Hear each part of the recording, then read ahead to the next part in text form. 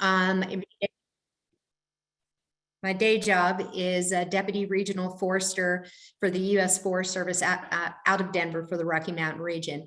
I'm in my second year as chair, so we also have the vice chair with us today, who is Ed Schiever, the director of Idaho Fish and Game. I always have to say it in the correct order, Fish and Game. And Ed will be coming into the chair position this December. And so very important that we have him with us.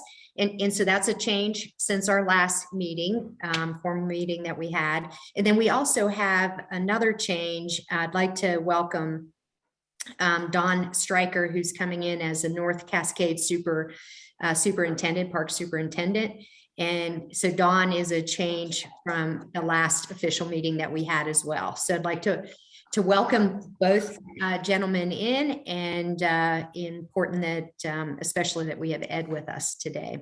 We normally meet twice a year, but there, as I think everyone on this call knows, there's so much going on. And the fact that we've been operating virtually because of COVID, just felt that it was worthwhile to have another session during this time. We were hoping to be in person up in Spokane, and some folks are actually up there for the North American, but we are holding this virtually to accommodate where a lot of people were in regard to not being able to travel. We did have an executive session. This is the public meeting part. We did have a short executive session just prior to starting this meeting. And that was focused on updating litigation. So that's within our charter. I know we always have get some questions about, what do you do in executive session and why would you have one? And it is under the auspice or the way the charter is laid out that we can have those for specific things, and one of the being talking about litigation. So it was just a 30-minute session. We got some updates and wanted to make everyone aware of that. Let's see. The Interagency Grizzly Bear Committee, our focus is supporting recovery, delisting, and ongoing conservation of grizzly bear populations and their habitats in areas of the Western United States and Canada through interagency coordination of policy, planning, management, research, and communication. So that is the focus of why we come together. That is the intent behind this committee. Each IGBC representative comes either as a representative from a federal agency or our state organizations that are part of this group. We've actually been in place for 40 years. That's when it was convened, and it is again focused on the coordination and research actions to best ensure the utilization of available resources and to prevent duplication of efforts, between the states, between the federal agencies.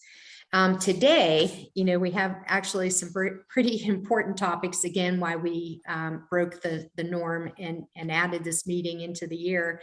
And we're going to hear from those three states in particular, around the petitions and our strategic, where they're at in regard to the current actions. And then we're going to have some strategic discussions brought forward from December.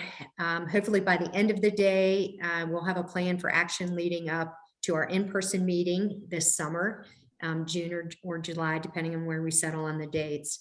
And I want to assure everybody that we really do value input from the public. That's why the majority of our meetings are public facing and with the public engagement. We recognize the importance of hearing from you and your opinions and input for this species and how we go forward with the management of it. So I encourage you all to listen, and then when we have an opportunity, we provide that opportunity for questions or input. I hope that you all will take advantage of that. And then through this meeting, we have our executive director coordinator, David Diamond, and he's going to be facilitating it. We're really lucky to have David. I spent the first part of my chair without David. And so he really brings a lot to the table in helping us manage these meetings, making sure we capture all the pertinent information, and he ensures that we stay on track. So I again welcome everyone that has joined us today. Really appreciate your participation. I assure you our commitment is very high to doing what we can to coordinate around the grizzly bear management. And without any additional words, David, I'm going to turn it over to you and see if you can get us going with the agenda that we have. Great, thanks, Jackie. I appreciate that. And we'll do full introductions of the committee members, but I'm just going to quickly do a 5-minute orientation about sort of where we've been recently and where we're trying to go. And let me pull this up.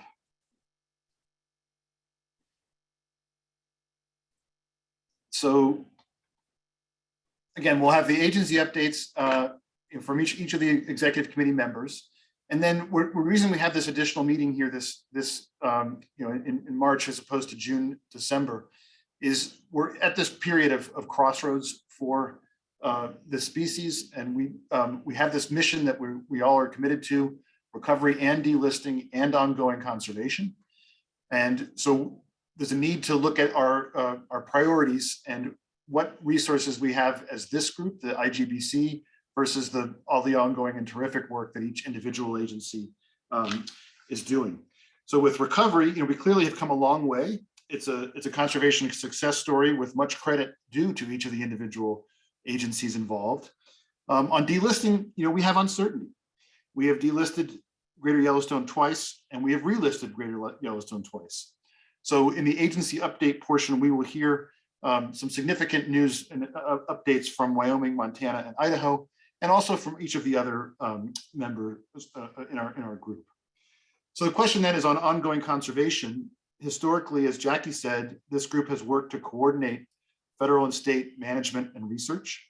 And the question now, given the uncertainty on delisting and given the changes we've seen in where bears are and how they're what we're seeing out on the landscape, is what are the things that we can be doing together going forward?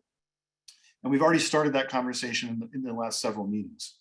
So also on this agenda are some ships that you've launched, if you will. We have an existing bear resistant container program.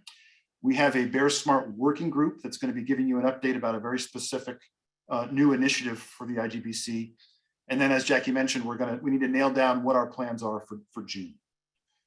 So we've got structure membership also on this agenda. Strategy and then structure membership should flow from strategy.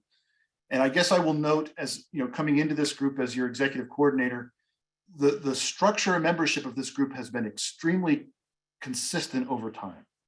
So next year is going to be the 50-year anniversary of the Endangered Species Act, the 40-year anniversary of the IGBC, and the 30-year anniversary of this recovery plan that we're working under. So if you can see this is the membership from late 1983. The initial versions, they added Washington State here in that December. But really, the only differences between then and now is we added the Northwest regional offices for the federal habitat managers and Fish and Wildlife Service. We added the USGS, and we're fortunate also to be working with the Canadian provinces. And that's the membership that we've had. And similarly, the structure has been quite similar. We've been organized around these ecosystem geographies, and we've also had some cross-cutting work in the area of information education, outreach, and science. So last June, we had a proposal, a very significant and thought-provoking proposal to change that structure and to organize around themes, around thematic work at a region-wide scale. And then last December, we came back to recognizing the value of convening in those geographies of the ongoing ability to coordinate and work in those geographies is important, but recognizing that for certain topics, already we're headed into this hybrid structure, information, education, outreach, potentially conflict reduction, and and we needed to explore that more. We needed to really, we haven't had a chance. The last time you've been together as a group, we're coming on 2 years. We're actually over 2 years now. So we're at a point of uncertainty, and it is helpful, especially particularly when we're thinking about allocating resources, to know what we're trying to accomplish together. So that's what we're going to try to spend some time on today.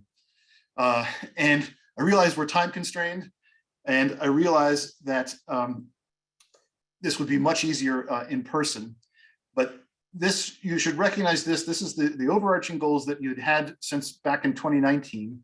Those have the asterisks next to them, and the sort of thematic groupings that we had discussed in December.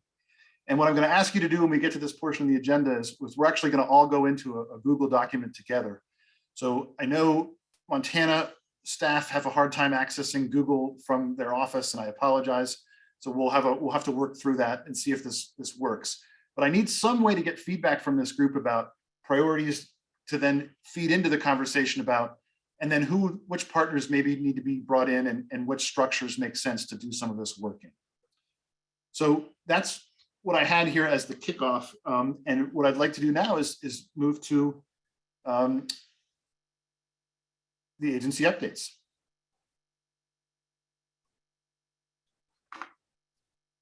So we'll go in the order that's on the agenda. And what I'd like to ask is that we haven't done formal introductions. So introduce yourself and your agency and your position.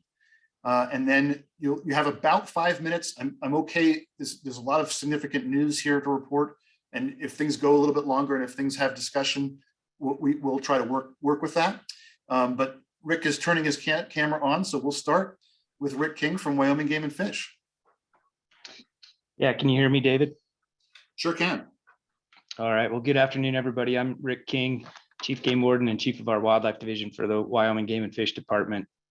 And I'll just briefly touch on Wyoming's petition and a little bit of the background and genesis on that. Of course, everybody in this group is very familiar with the history of the GYE, but I'll touch on a couple of things real quickly. So the last delisting rule, as it went through the judicial process, there were 3 basically elements that were identified that needed to be addressed. The first was that the service didn't adequately consider the impact of delisting on the remnant grizzly bear populations in the lower 48. The second was the failing to use the best available science in terms of determining genetic diversity and health. And then the third was a failure to commit to recalibration should a new population estimate be used. Wyoming's petition is really quite straightforward. We directly addressed 2 of those issues in our petition, and then outlined through reference to previously done work, an assessment of the 5 factors to determine whether a species should be listed or not. So the petition, I think, is very straightforward. As part of that effort, we did need to update the tri-state MOA. So the previous tri-state memorandum of agreement between Idaho, Wyoming, and Montana was updated in 2016. And of course, we needed to update that MOA. And so we did that back in December. That updated MOA reflects the most current population estimates, and it's a reflection of the commitments of those 3 states to manage that GYE population to ensure that we continue to meet all recovery criteria for the GYE. The MOA, in addition, it commits the 3 states to translocation of grizzly bears should we need to, if natural immigration does not occur into the GYE by 2025. The states have agreed that we will translocate up to 2 grizzly bears into the GYE to address the court's concern about genetic health. So really, that in a nutshell is our our petition and the tri-state MOA. Certainly, I really appreciate Idaho and Montana and their willingness to sign off on the tri-state MOA, which of course is a necessary step for Wyoming's petition. The petition was sent by Governor Gordon in early January, and we are just waiting word from the service now in terms of their response to Governor Gordon's petition. So, thanks. Thanks, Rick. And maybe since you brought the tri-state MOA into the conversation, we'll just ask if there's questions for Rick about that or about the petition.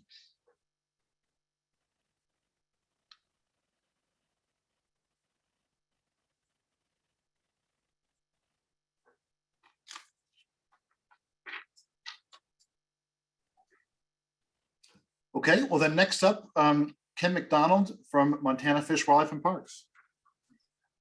Hello, everybody. Again, this is Ken McDonald. I'm the Chief of the Wildlife Division with Montana Fish, Wildlife and Parks. And I've got a couple items to talk about. One is Montana's petition for delisting of the Northern Continental Divide ecosystem. And then the other is an update on some legislation that passed during our last legislative session that had to do with relocating grizzly bears.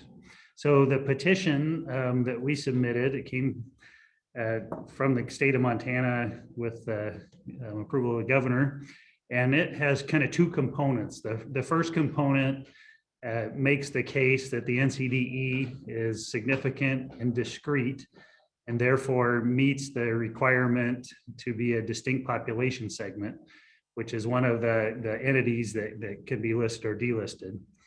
And then the petition goes on to demonstrate how this NCDE distinct population segment is recovered and addresses the 5 delisting factors, listing or delisting factors, as well as meets the recovery criteria in the current recovery plan. And that includes the population numbers, population distribution, mortality thresholds, and then in terms of regulatory mechanisms, defers to the conservation strategy that was completed in 2019 and signed off on by all the agencies that directs how management of grizzly bears will happen post delisting. And that includes commitments to monitoring mechanisms and mortality thresholds. One other thing that's happening in our state concurrent with that is we're in the process of adjusting an administrative rule that's already in place that was put into place a couple of years ago to kind of institutionalize the demographic criteria for the NCDE. We're just clarifying in that rule that hunting mortalities or relocations outside of the ecosystem would also count against those mortality thresholds. That was the intent all along, but this just clarifies it and adds to the regulatory mechanisms. So that's the petition that was submitted back in mid-December. So we're just approaching the 90 days for the 90-day review, and looking forward to hearing what the Fish and Wildlife Service has to say on that one. The other item is it was called Senate Bill 337, passed the legislature, last session in Montana here. The bill took effect March 1st, and it also has a couple components. The first one is it prohibits Fish, Wildlife and Parks from relocating bears that are in conflict if they're outside of a federally designated recovery zone. So what we've done is we worked with Hillary's office and the Fish and Wildlife Service to put together an MOU that kind of defines roles and responsibilities about, different situations of about a bear in a recovery zone, out of a recovery zone, if it's in a conflict or not in conflict, and who does what. So that is in place now. The bottom line is if it's a conflict bear outside of a recovery zone, our agency, Fish, Wildlife and Parks, will still respond, still take whatever actions are necessary to make sure that the situation is safe. If the prescription is to relocate a bear. And again, if it's outside the recovery zone and a conflict bear, then we would turn it over to the Fish and Wildlife Service, and they would need to physically move it. So that's part one of that bill. The other part of the bill mandated that we could not move bears unless it's to an approved site and approved by our Fish and Wildlife Commission. And so what we did is in this past winter, we had our folks work with state and federal land management agencies to identify specific sites that could be used for relocating bears. A lot of those sites have kind of some sideboards to them, certain times a year, or only non-target captures, things like that. So we put that list together. We presented it to our commission. It went out for public comment. We made some adjustments based on the comments, and our commission approved that list at their February 4th meeting. So that list is now approved. The one caveat from the commission was their preference. It wasn't a mandate, but it was, if at all possible, don't move bears to sites that are within 10 miles of livestock. So that's in place as well. And again, if we have bears that need relocating, our folks will be working with the land management agencies, like we always have, to get real-time approval for specific sites. So that's what I have, David, and I'm happy to answer any questions. Thanks, Ken. Any questions? Hey, David. It's Toby. Yeah. I had a quick question for you, Ken. Yeah. Could you send me the copy of the final translocation maps that you guys put together? Because I know we sent a comment letter to Montana, but we had never heard anything back. So if that'd be possible, that'd be great. Yep, you bet. I'll do that, Toby. Thanks. Any other questions for Ken?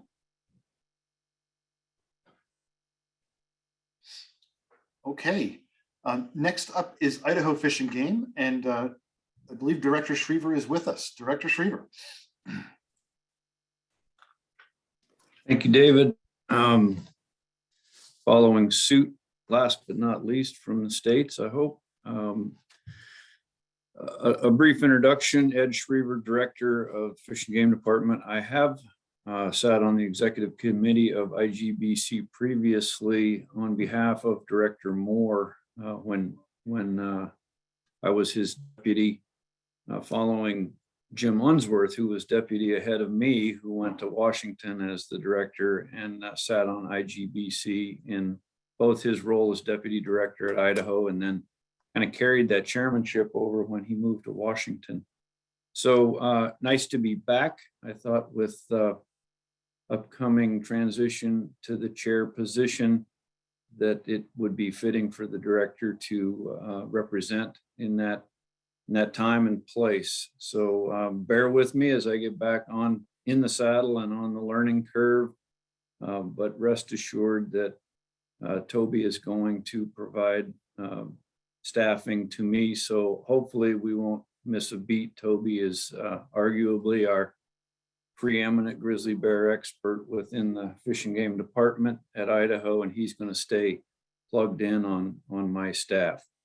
So the Idaho petition, let me just be as brief as I can and describe, not to be left out by our fellow states and their petitions. Idaho has also filed a petition to delist the lower 48 listed entity because it is not a species as defined under the ESA. The US and Canada support a population of 60,000 grizzly bears and roughly 60% of their historic range in North America. Oh, we need people to support, at least tolerate grizzly bears as neighbors for conservation to succeed in the long run. We also know that having management ability to address conflicts is the key to that support. The delisting framework under the 93 recovery plan was to delist the identified recovery areas in the lower 48 as they met recovery criteria with delisting of the entire 48 listed entity at the end of that process. Court decisions now prevent the Fish and Wildlife Service from following that delisting framework as it was originally envisioned. U.S. Fish and Wildlife Service has not given a clear indication that it can and will delist Greater Yellowstone or other populations that are meeting the recovery criteria after applying the remnant analysis now required by the 9th and DC Circuit Courts. A review of various court decisions has led Idaho to conclude that the overly broad 1975 listing in the lower 48 states is standing in the way of sensible bear conservation and ESA delisting. Courts are telling the Fish and Wildlife Service it has to analyze the effects of delisting DPSs in Idaho, Montana, Wyoming, and Washington on the remainder of the lower 48 listed entity. Of the lower 48 states, 30 never had grizzly bears and 14 states can no longer support independent populations of grizzly bears because of human settlement. Fish and Wildlife Service hasn't been able to explain how it can and will delist grizzly bears with the remnant analysis approach. We know the lower 48 listing does not identify a distinct population segment of grizzly bears that interbreeds when mature. When we don't see anything else making sense, we believe it's reasonable to ask for a reset based on compliance with the ESA definition of species, including subspecies and distinct population segments that interbreed when mature. And that's it. If I didn't read that, I would have gone down rabbit holes that I didn't want to go down. So thank you for bearing with a prepared statement.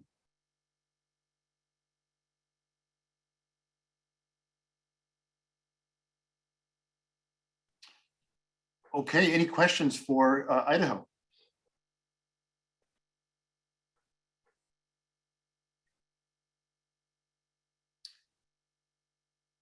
Next on our list for agency updates is the U.S. Fish and Wildlife Service.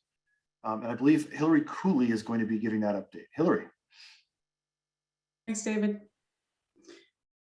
I just had about 3 things I wanted to give updates on, starting with the petitions. I won't reiterate, but we have 3 petitions from the 3 states that you've just heard about. And when we receive a petition, we have a formal process that we follow. So we're in the middle of those. We have a 90-day period where we look at the petitions and decide whether they contain substantial information indicating that if the petition action is warranted or may be warranted. That's our first task. And if we do find that it is warranted, the next stage would be a 12-month status review and a potential proposed rule if we think that's merited at that point. So that's where we are. And that's all I have to say on petition process for now. Second, I wanted to let people know that the SSA, or the Species Status Assessment that we published last March 2021, at that time, that was the first status assessment we had done for grizzly bear. We said we would update that annually, including any new data or scientific literature. We did that. So we just published an update to that on our website. A little caveat, our website is a mess right now. We were working towards a big revamp of the website and it kind of blew up when they put it up there. So if anybody is looking for that, can't access the updated one, just let us know. Jennifer Fortin Norris is the lead on that. And if you need her website or her email, just let me know. Also wanted to make sure people are aware, even though that SSA, or the status assessment, is updated in 2022, there's a lag in data. So, I think everybody deals with this when you're organizing, compiling, and analyzing data. It takes a little while. So this update of the status assessment includes data through 2020. Next year, in 2023, the same thing, we'll publish an update and there will be a lag, but it will include 2021 data. Finally, you heard Ken McDonald talk about one of the new laws in Montana that limits FWP involvement in grizzly bear relocations. I think everybody's aware, but just in case you aren't, we are hiring people. We're hiring actually 5 new people that will be doing grizzly bear conflict work. 2 of those people will be in Montana to do relocations. We hope that they will also be helpful in other education and prevention needs. We're going to have 1 person based in Wyoming. Last year, we were asked to assist Wyoming Game and Fish on a couple of high-profile bears there. And so we are being responsive to that. We'll have 1 person hopefully down there. A 4th specialist would be a rover, able to help wherever is needed. And then finally, we're going to have a conflict manager who can help supervise those people, take some of the conflict calls, and do a lot of that coordinating with the Forest Service on relocations. So I know that agencies are wondering, you know, we're adding another big agency to the mix of on the ground response, and coordination at the field level is going to be really important. We're extremely aware of that, and we're ready to spend a lot of time working with the state's wildlife services to make sure that we are added value and we're not duplicating efforts. And so right now I am scheduling interviews next week for the coordinator position. The specialists are probably 2 or 3 weeks behind that. We hope to have all of these people on the ground, hopefully early June, if everything goes my way. So that's it. If you have any questions or concerns, please let me know. Questions for the Fish and Wildlife Service? Hey, Hillary, this is Ken. Do you know where in Montana you're going to have those folks? And then for all of them, have you got traps and trucks and all the, you know, equipment and all that too, or what's their capacity? They will. We're in the middle of ordering that. It's a lot of ordering. So yeah, they will be trucks, traps. Manufacturing traps is going to take a little bit. 1 person will be somewhere in the Flathead. That's where we have probably the most relocations in Montana. The other person, probably Helena East Front. They would cover, they'd go down to Bozeman or Red Lodge if we need have relocations there too. Okay, thank you.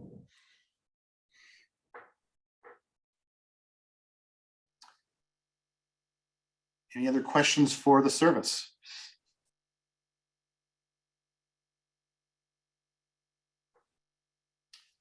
Okay, thanks so much, Hillary. Next up is the state of Washington.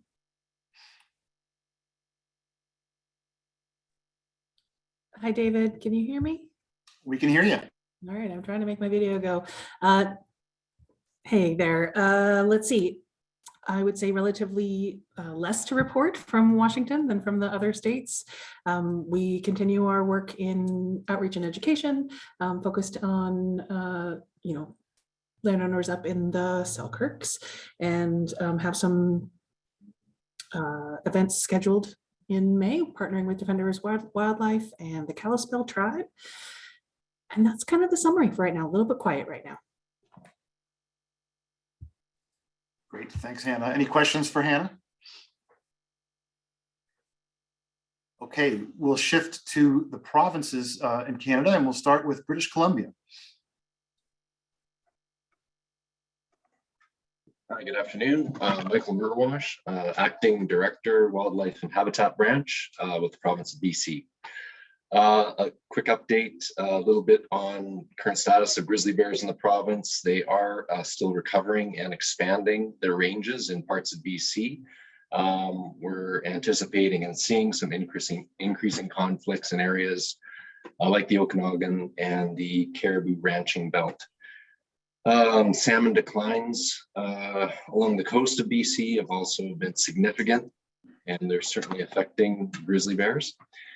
Another piece of work that we're doing, a provincial plan, which we're calling the Grizzly Bear Stewardship Framework. I think I spoke to it at our last IGBC, is being developed with First Nations.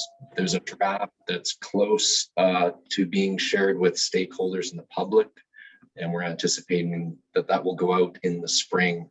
We're also building that with our federal counterpart. And another piece specific to North Cascades, we're working on a North Cascades draft recovery plan with First Nations. This is for the North Cascade portion of British Columbia. Once that draft plan has been approved, it'll then proceed to public engagement to assess the level of support for that effort. Yeah, and that's the quick update for British Columbia, but I can try and answer any questions if there are any.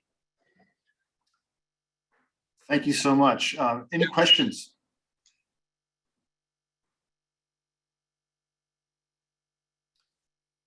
Yes, I had a question, Michael. That public engagement. What was your estimated time frame on that for the North Cascades draft?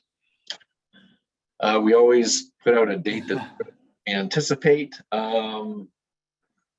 I think we're hoping for maybe this fall would be my best guess at this point. Great, thank you so much. Thank you. Okay, Alberta.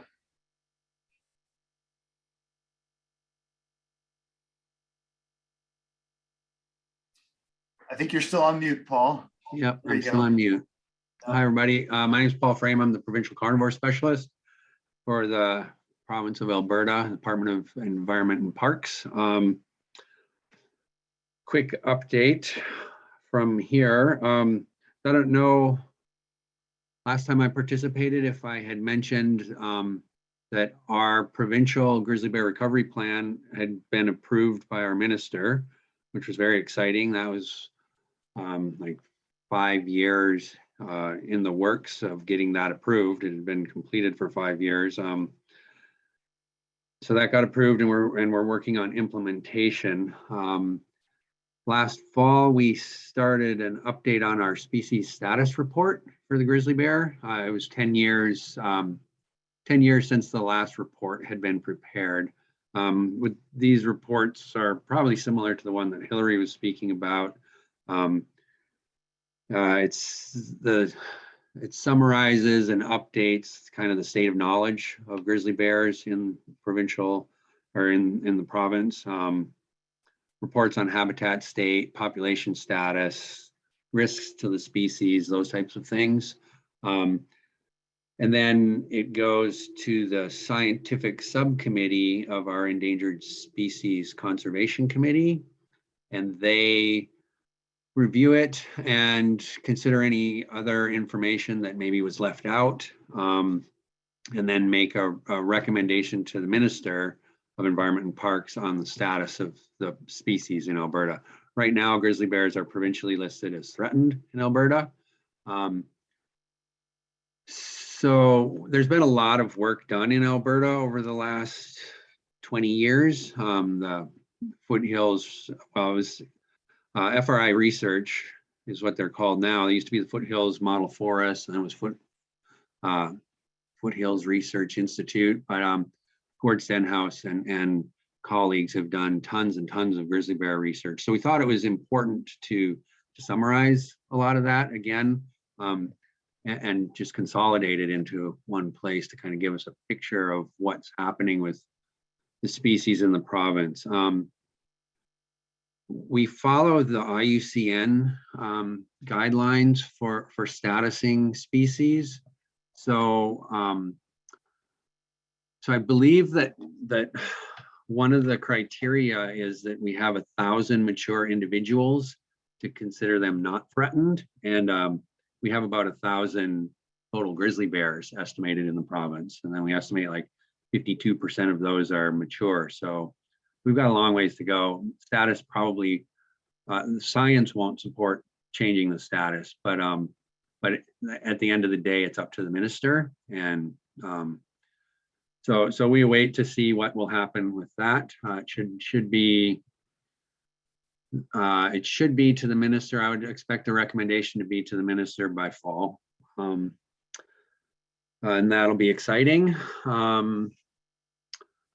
Yeah, other than that, we're just gearing up for the emergence of bears and yeah, the start of human bear conflicts again. That's all I got. Thanks. Thanks so much. That's terrific to get that update. Questions for Paul?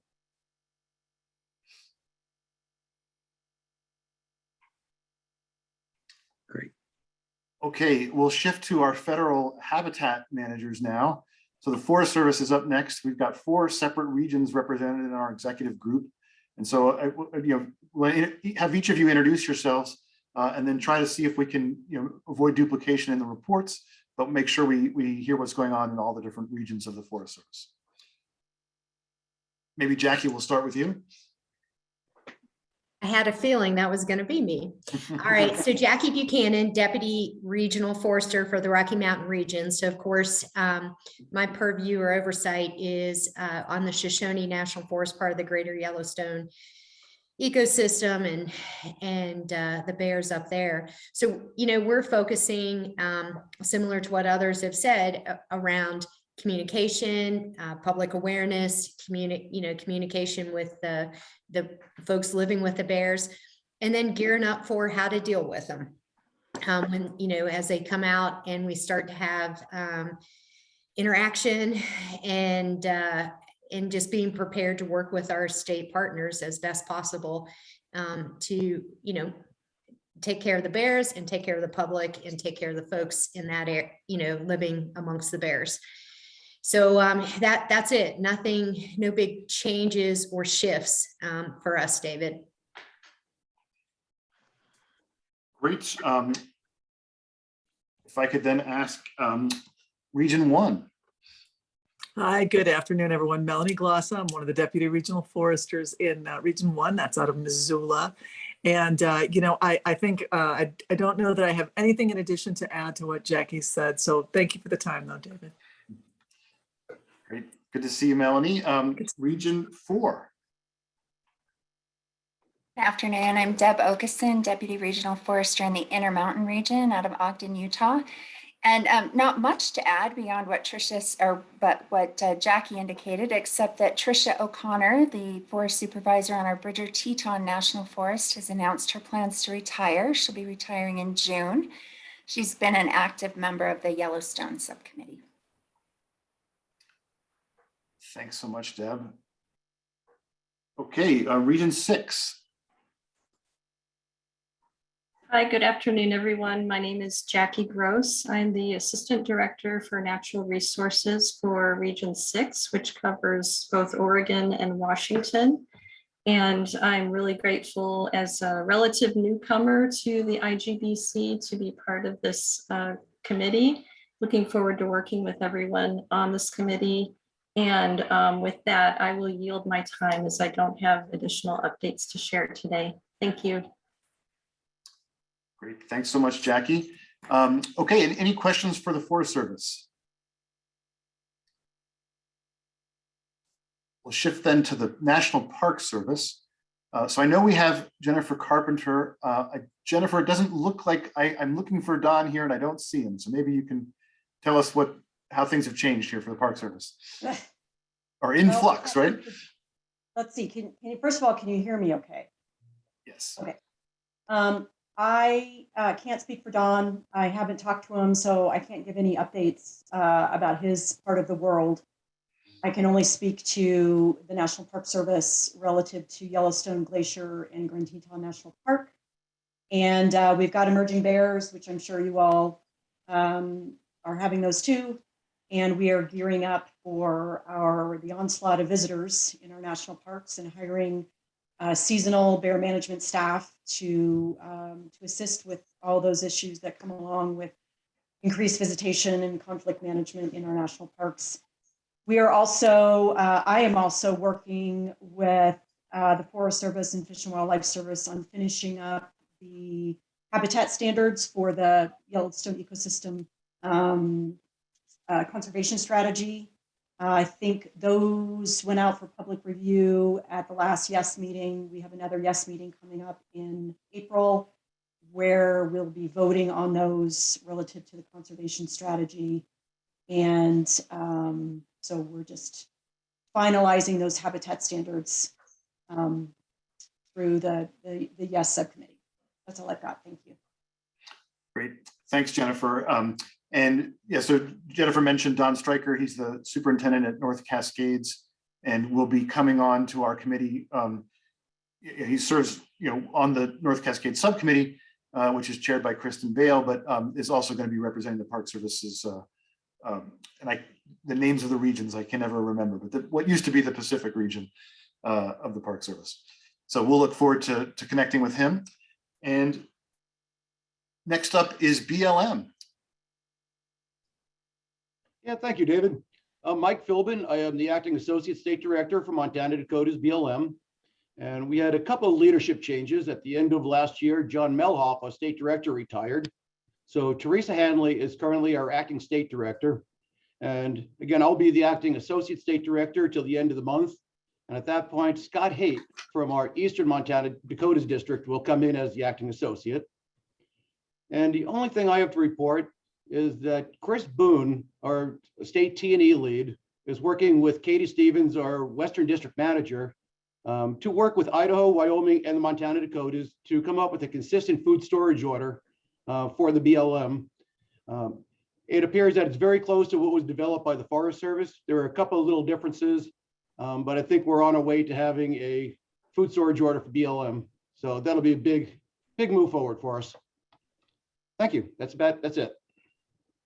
Great, thanks, Mike. Questions? Congratulations, I suppose are in order. Well, we appreciate having you with this in this group. Yep, it's been a pleasure, but time to go play with grandkids. David, a question for Mike. You bet. Yeah, go ahead. Mike, how is BLM approaching a determination of where you're going to implement the food storage order across the Western District? Yeah, and actually it's beyond just the Western District. It'll be for Montana, Dakotas, Wyoming, and Idaho. They're going to be coordinating that order. And I'm not real up to the specifics of it, but I can certainly get back to you on what they're looking at. Yeah, I think that's of great interest to us as you contemplate implementing food storage orders, just to make sure that you're in sync with the states on appropriate places. Yeah, I know within Montana, Chris Boone, again, our T&E lead, he's working closely with the state as well as some of the other federal partners.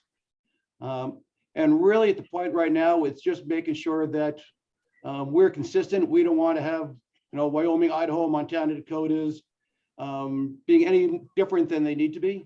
And it appears at this point, they're really in very close alignment. And I would anticipate that between those BLM states, we'd have, hopefully it would be one consistent order that would cover all that geography. And from what they have told me, it's very close to what the Forest Service, the three regions have developed for the YES area with only some slight differences.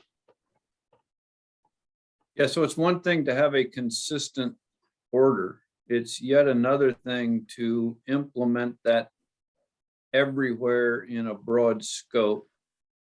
So I think we should key up some conversations about not the consistency of it, not how well it's written. I think that's great.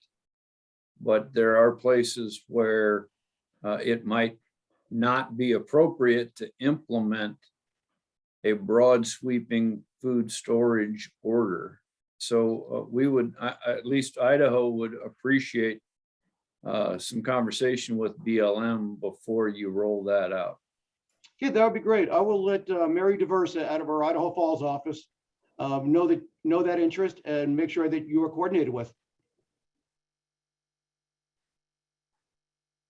Thank you. You're welcome. Thank you for that comment. Hey, anything else for BLM? U.S. Geological Survey.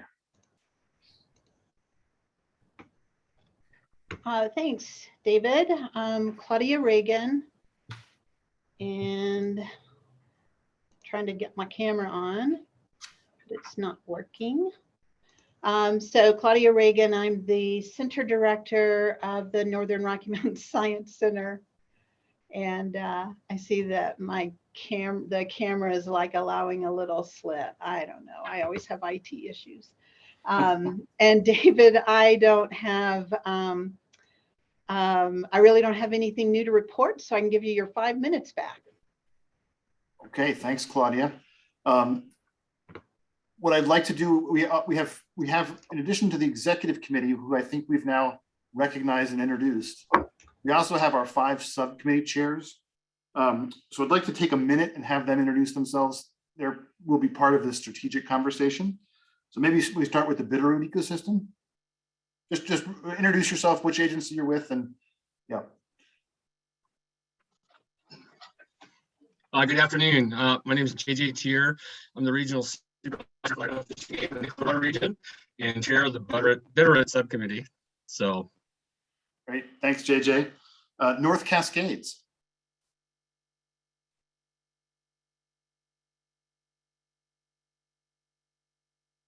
Oh, we had Kristen. How about the Northern Continental Divide?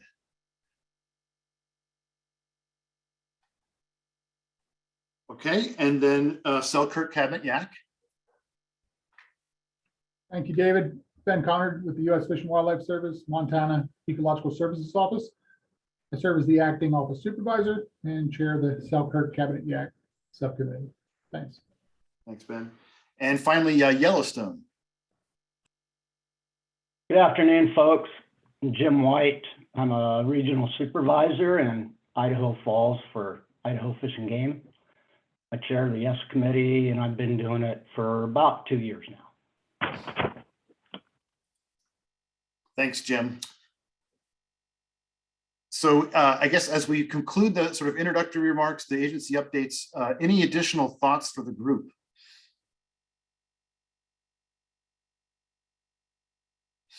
Okay, we're going to move on then to the strategic planning discussion. In the chat for the panelists, oh, I see. So we've got some folks that I got to move over as panelists, which I will do here in a moment.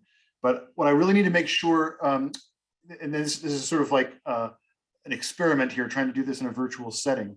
But what I would like for the executives and subcommittee chairs to do, if you could, is click on the link in the chat, which will open a Google slide.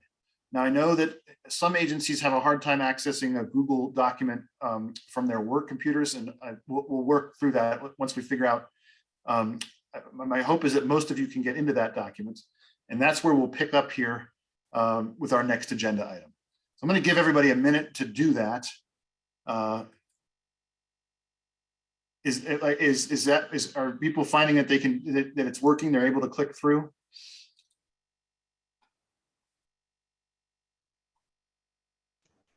Yes. Okay, great. Oh,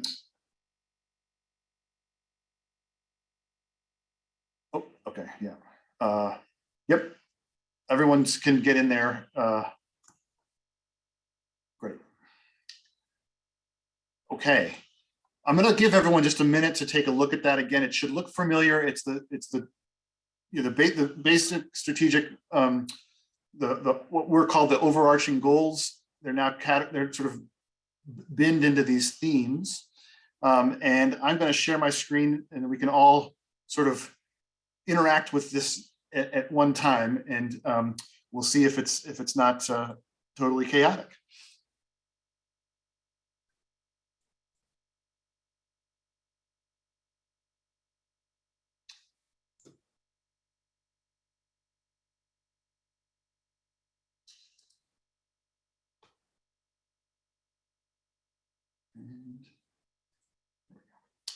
Okay, so that should be legible. One issue may be making the camera, the the Zoom meeting, to be able to actually get a view of it. But I wanted to try to squeeze it all into one slide, because what I'm going to ask, well, I guess the threshold question is, are these objective statements workable for now? Recognizing the uncertainty that we're in, with changing conditions, are there any changes or additional objectives to add? That's going to be the first phase, and you can just anybody can just click. If you double click on the Post-it note, you can go in there and you can type. So that's one step of this, and then the second step is when we have we've done that brainstorming, is we can go down to this star cache, and if you think something's important, you can drag it over and give it a star. And I'm going to limit everybody to 2 stars to try to see where there's a cluster. And then the final step of this in the next section of the agenda, if it's not already complicated enough, is I'd like to think through with this group which of these things are happening at the executive committee, which of these things are happening at the subcommittee, the geographic subcommittee, or the thematic subcommittee, information, education, outreach, or science, or if it's something that needs a new work group. We have already stood up a Bear Smart Community Working Group, and we can stand up additional working groups, again, if it's a priority item. So that's sort of where we're headed with this. And I guess the first phase of it is a testing with the group about these statements that again date from the 2019 retreat, and whether that covers the full realm of what you want to be working on, again, in this group, which is about the recovery, the delisting, and the ongoing conservation of grizzly bears.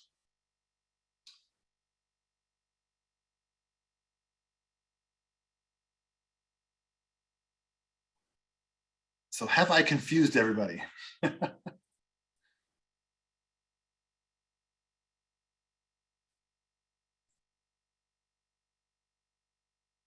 So David, this is Matt. Just making sure I'm tracking here. So if we choose, we can add something to the pink Post-it notes. But if not, we should go to moving those 2 stars to up to 2 of the Post-it notes to suggest what our highest emphasis is. Correct. And what I'd like to do is take a little bit of time on the objectives before we get to the stars, just to make sure we're not missing things that we should be working on or as a group. And again, the history of IGBC, this is a group that comes together to share, as we just have done, about what you're all doing as individual agencies, with sovereign authorities. But there are some programs that this group actually comes together to work on together. An example being the Bear Resistant Container Program. And so as I'm coming into this role and I'm looking at resources and structure, as we talked about starting last summer, it would be helpful to get to make just to test that we do have the right things here. So information, education, outreach is where a lot of work has gone lately.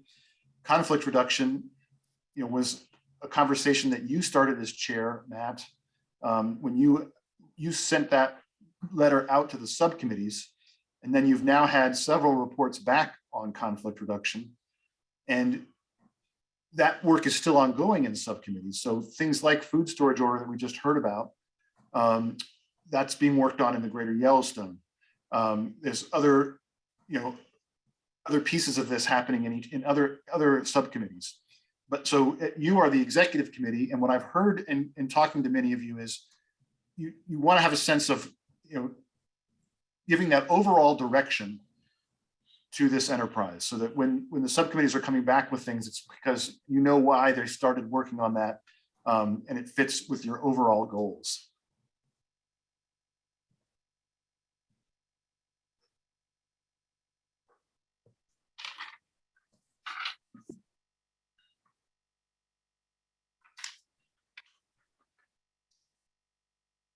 So David, this is Ed. I can't seem to be able to type into the dock. Okay, it's a double click that makes your cursor able to type. So if you just click it, you can't type, but if you double click it, you should be able to.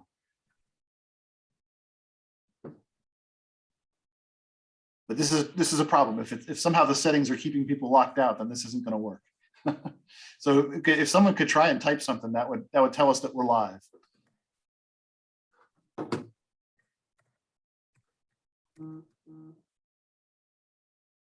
Hey, David, it looks like you have to ask for permission. Oh boy. Okay. Give me a second. It should be anybody with the link can get in. Is the way I thought I had set it up. It says in my top left corner, view only, but looks like I can request it. I'll try to request. See what happens.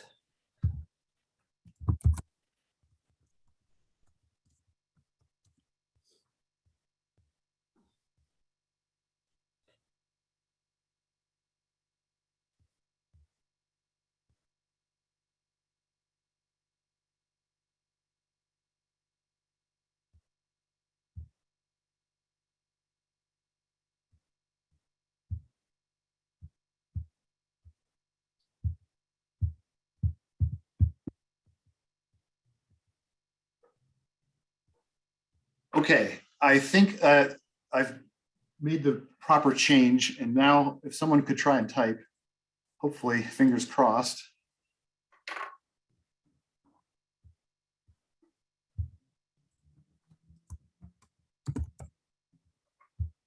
Okay. Thank you for bearing with me on that. And again, this is an experiment.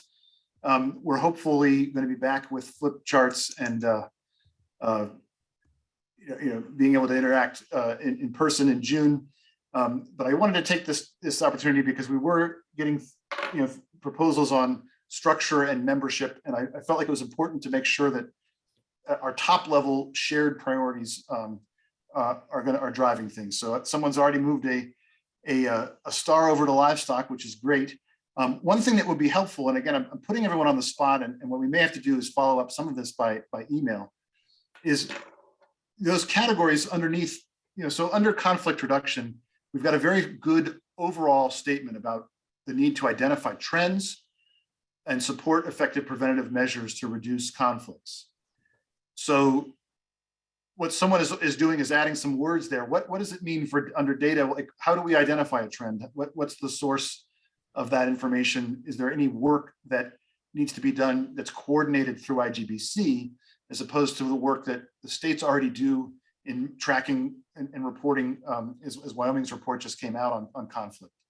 And again, we've got a statement that was written back in 2019 on recreation, but we didn't have a statement for livestock and transportation.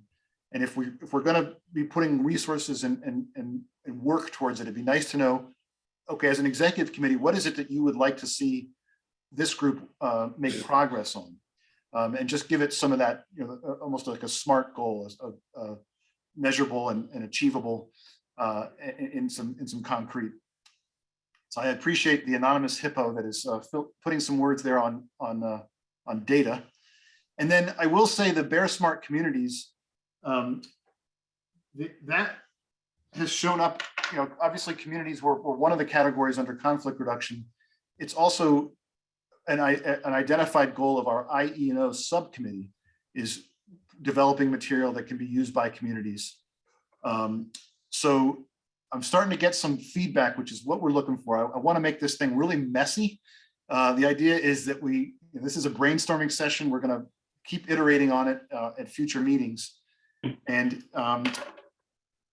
so I see a few people are typing, and maybe I'm going to be quiet a little bit and let folks interact with this. And I guess really the big question I want to ask is there something that you think we should be doing here that's just completely missing? That's question David. one. Yes. David, do the subcommittee chairs have access to this too? Because I was trying to type in, I couldn't, still can't. You should be able to, Jim. It's anyone with the link should be able to edit it.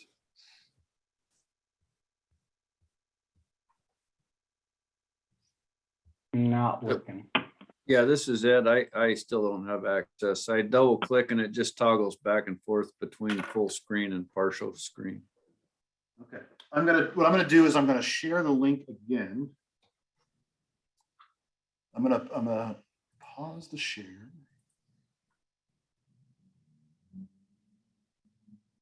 Sorry, folks, I'm gonna take this moment. I feel like it's worth, we're coming up to a break in a minute.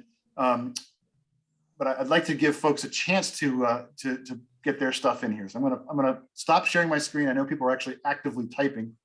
Bear with me for one moment. I'm gonna stop and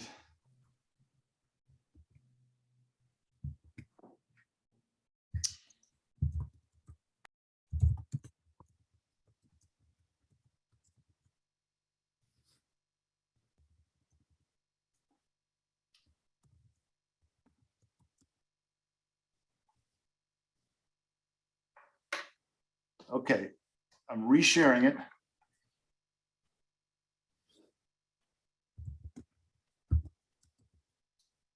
And if you enter now, you should have the rights to edit. And I apologize for that. And I see folks are now again typing away.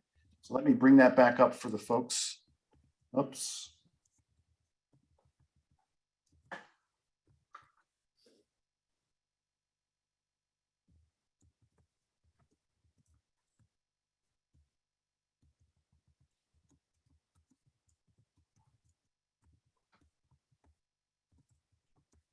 Okay.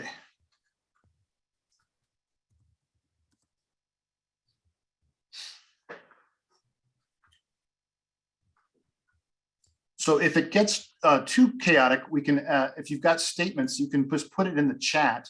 Just write habitat and then a sentence. And again, this is not going to be your last time to touch this. And I'm really just, I'm trying to get a sense of where people are. And then remember the next step of it, and I see people are already doing this with the stars, is to give an indication of prioritization. And I guess I'm seeing a number of stars on that livestock on the private lands agriculture box. And as people are starring that and saying that's important, if you could take a crack at coming up with a sentence about what is IGBC doing in that realm. We already have, there's a lot of people on the landscape that work with private landowners, that there's other agencies out there. There's a number of different collaborative groups and efforts. What are we looking for here from IGBC, which has traditionally been the wildlife managers and the federal habitat managers?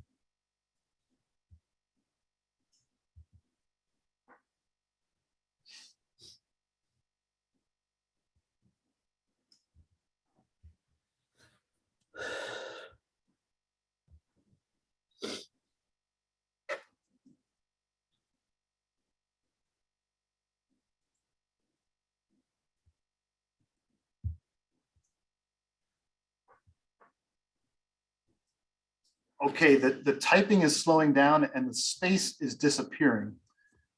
So I guess let me first ask, is there's anyone who's unable to add something that would like to add a statement? I can help you. If you send me the language in the chat, I can find a place to put it on here. So I want to make sure everyone gets a chance if they want to add some words. And again, this is the brainstorming, throwing everything at the wall phase.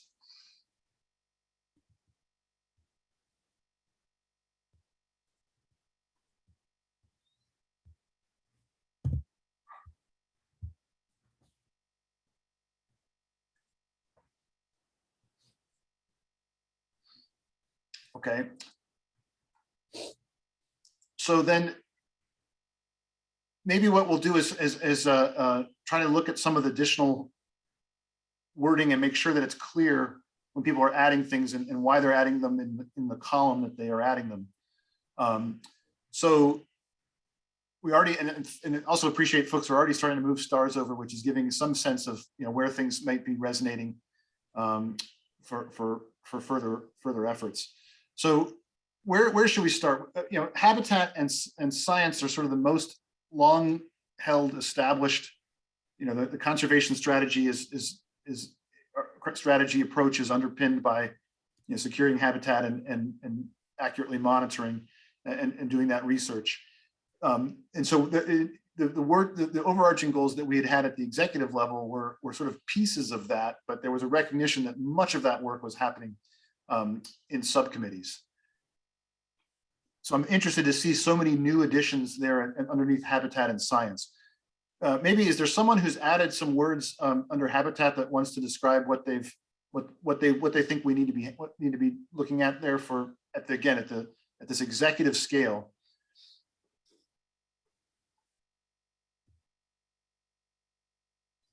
David, I added something in habitat, but it might be captured in the first one, but the first one that was already there said it was identify landscape conditions that allow interchange and dispersal. And I added that second one, just the counter that impede dispersal and habitat use. Perhaps it's all captured in the first one, but I saw it as a sort of a counter or the other side of that. Okay, great. Any other comments on or thoughts or things that may be missing under that habitat area?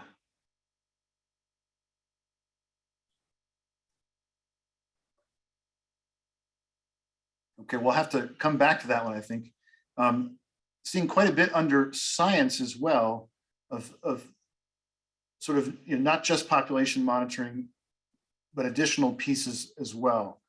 And anyone who has added something under science that would like to speak to why we need an IGBC sort of goal level statement on that new science topic.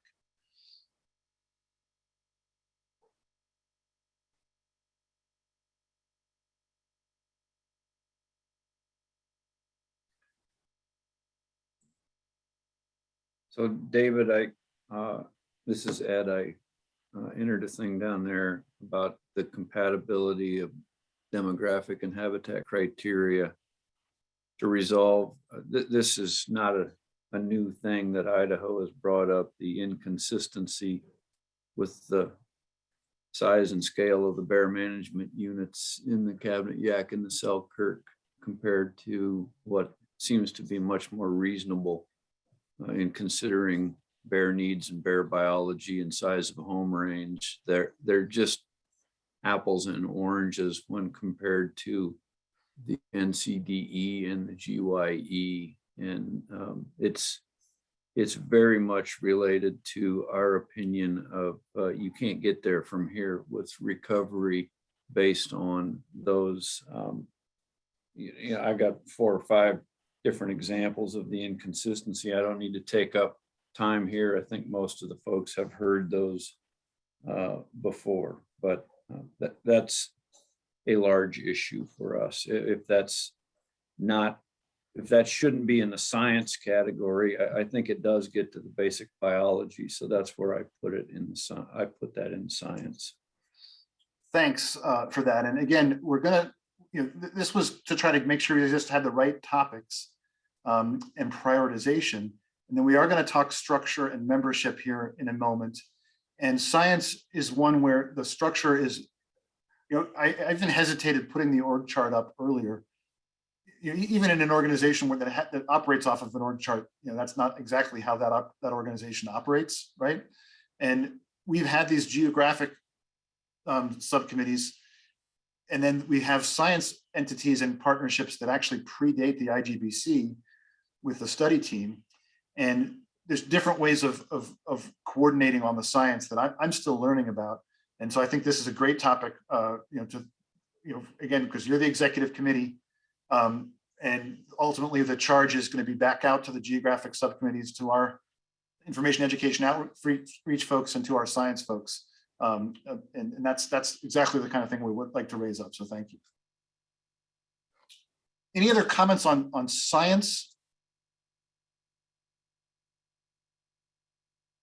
Okay, how about information education outreach?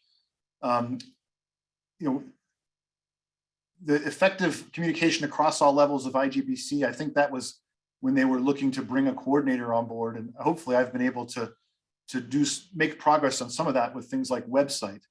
But I see stars on consistency of messaging. And again, there's this plan for a summit in 2023, which would be, again, an effort, a place where resources of this group might go. We've got some interesting additions here: understanding behavior, working with social scientists. Anyone who wants to speak to these new additions here under IEO?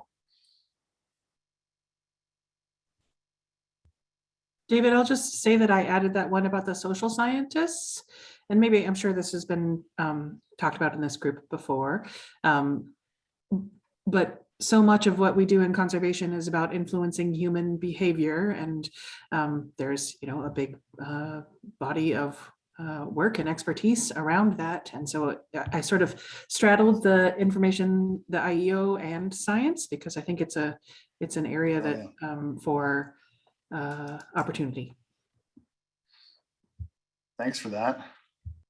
And David, this is Toby, I added the renovate the bear resistant container program. And that is that, it is information, it is education, and it is outreach. And I think that it wouldn't take a lot of work to make it self-sustaining, if not fund generating. And I think we have to figure out a model to be able to make that happen.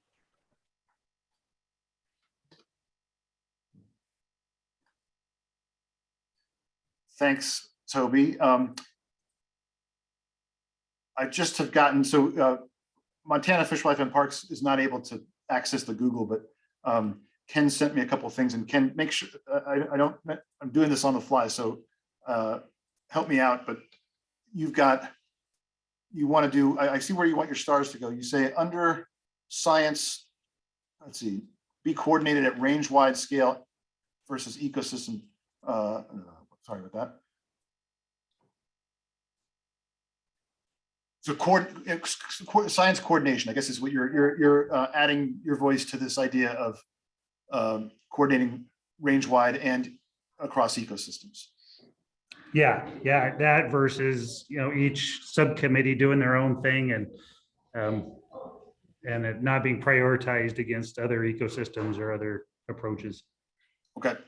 And then you also had this one, policy on listing, delisting, recovery planning. And I wonder, is that a? Oh, what I was thinking on that one is I'm viewing this as kind of a, the headings up above, where we should be working. And it seems like what's missing is a title or a heading called policy, which is a major function, I think, of the IGBC is. So policy, what is the overall, policy level thinking on listing or delisting, or one of the things that's come up is we have the IGBC guidelines that date back to 1986. And, is that something we should be looking at? We're working on a protocol for transplanting bears, which is multi-ecosystem. What's the role of IGBC in that? So just thinking in terms of overall organization of things we should be working on. Thanks. And I've got sort of a enterprise-wide set of goals that were mostly related to funding, that we do have a budget committee, and we are looking at some of these capacity type issues. But you're right, policy is another overarching sort of enterprise topic. So I've bolded the word policy, and we'll make a note that that's meant to be in a different category. Okay, thanks.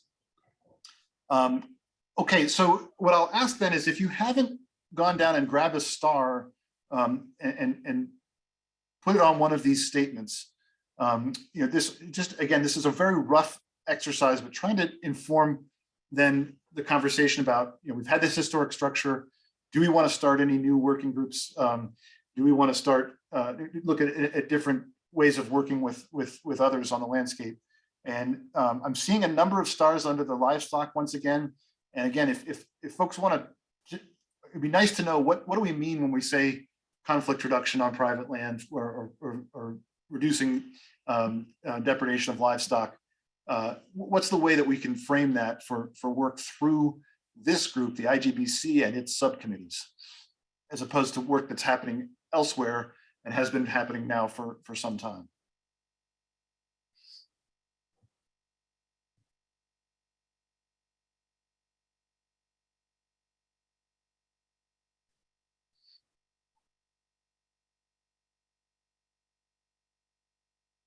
So I take it, so folks have, if the people who wanted to be, I need to put Ken's stars on, hold on.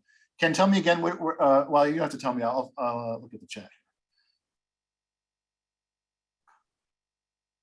I had one under conflict and one under science. Got it.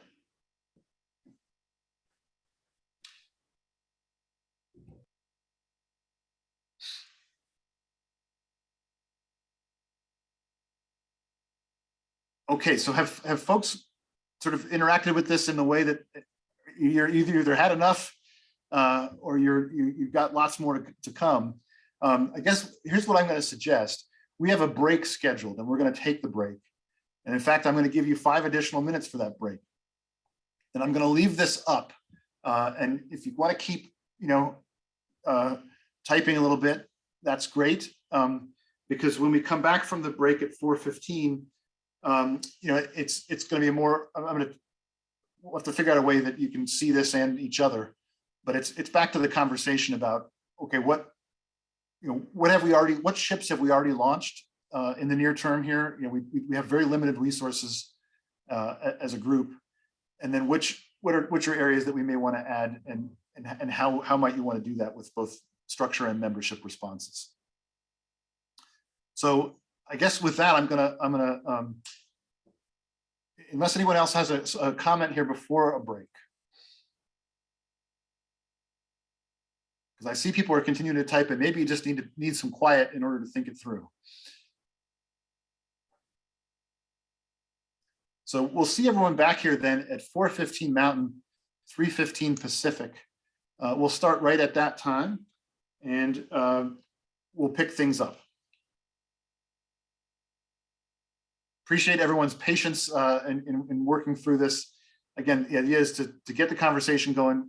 Fortunately, we're going to be in person in June, and very much looking forward to that, as I know you all are.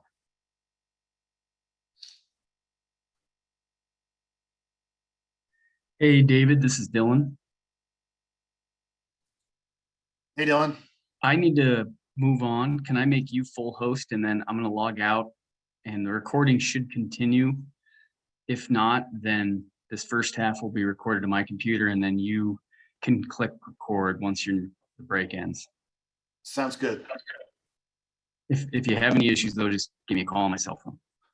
Okay, appreciate that, Dylan. Thanks so much. Yep.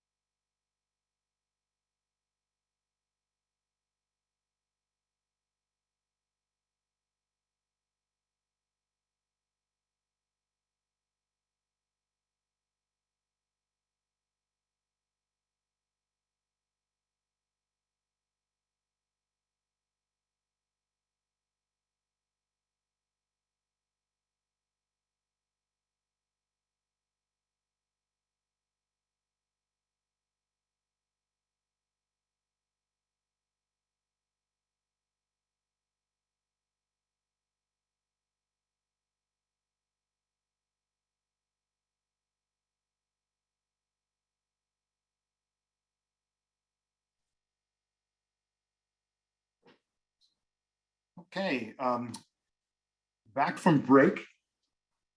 Hopefully folks have had their gears turning a little bit. And again, we're going to shift gears from that sort of brainstorming exercise to, sort of a colder assessment of who do we have doing what, and what else might we need if those were our priorities. And so I guess I just want to check in with folks about how that went. If you felt like you were heard, and just, how are you feeling here coming back from break? Any responses or thoughts?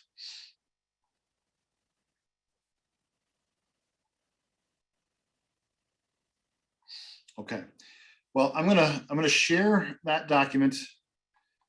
Oops. One more time and give you a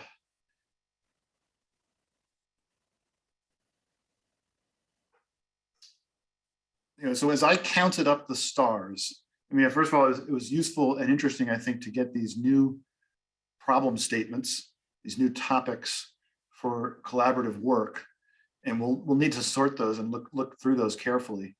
But then you were also able to, prioritize, bring the stars over, and it's pretty interesting when I look at the total number of stars. It's about equal. About 6 each in habitat science and information education outreach. And those are sort of the more established, longer term, work that this group helps to coordinate. It's not obviously never done here alone. All of this is done in agencies first and foremost. But that's been longstanding work. And so it was about 6 each there. But then I counted more than 3 times that number on the conflict column. So sort of, I think that is an indication of energy and interest. And this question of structure membership is how do we, if that is a goal, what we've done in the past is ask the subcommittees to take it on. And you heard work about food storage orders, and there's a livestock working group in the Yellowstone Ecosystem Subcommittee that's going to be reporting in April. And there's things that have been initiated by this executive group in conflict. But I guess it's a question now of or any of these really is what is there any, would you like, who do you have to work on these topics?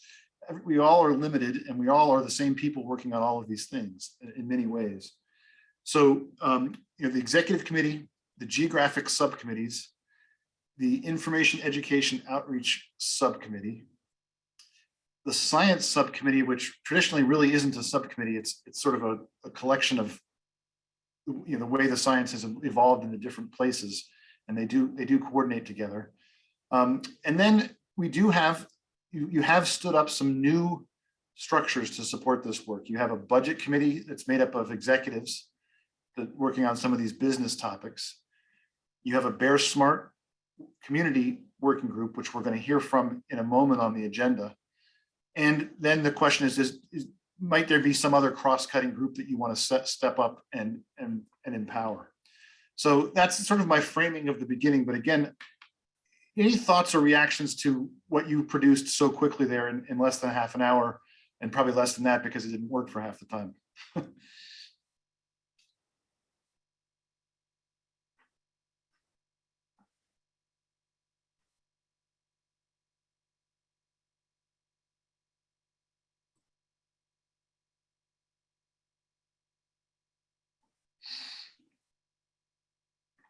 So David, I feel for you a little bit in the awkward silence.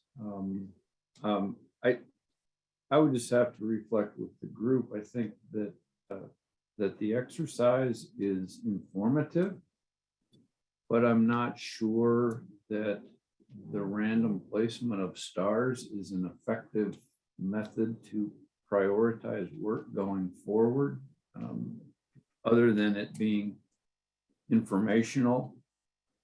I don't know the relative distribution where those, who has the interest, so to speak, that is focusing on livestock conflict. Is that mostly folks who manage grazing permits or, I don't have an understanding of the who behind the ranking, and does that necessarily overlay the entire process, the entire suite of players to elevate that unto itself as a priority, if you understand what I'm saying. Yes, and I I'm careful. This is a group that votes extremely rarely. This is a voluntary collaborative group, and it's not trying to so this exercise is really meant to be that brainstorming phase and not definitive of anything. However, if there is an intention to begin something, to launch a new ship, I wanted to have a sense that there was interest and energy around that topic. And we'll see that as this discussion proceeds, if that's the case, or if it's no, what we want to do is refocus the groups that we have. And we want to, as was proposed with the sort of the hybrid model, we want to, begin to think more carefully about the interaction between what comes out of subcommittees and the range-wide approach. Jackie has her hand up. Jackie. Hi there. Yes, I just wanted to point out that in addition to there being relative equal distribution among the categories, aside from the conflict resolution category, that there was, it seemed that people did tend to coalesce around the items that were already previously listed as priority items. And so, there weren't terribly many additional potential topics that garnered that kind of additional level of support, except for in the conflict resolution arena. So just Thanks an for that. observation. Yeah, no, thank you for that observation. That's great. That's what I was looking for here, just to kick us off in this section.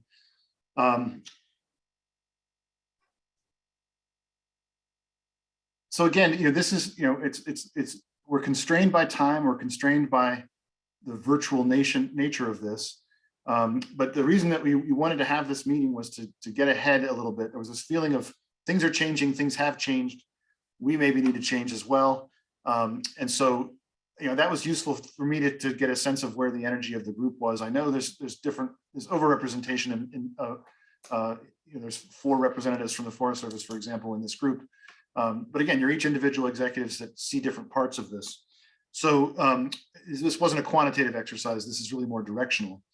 And it's really to lead into this portion of the discussion where you as executives can tell me, I want to keep the structure the same. I want to, I had sent you each you heard each subcommittee report to you in December, their high level goals and the progress towards those goals.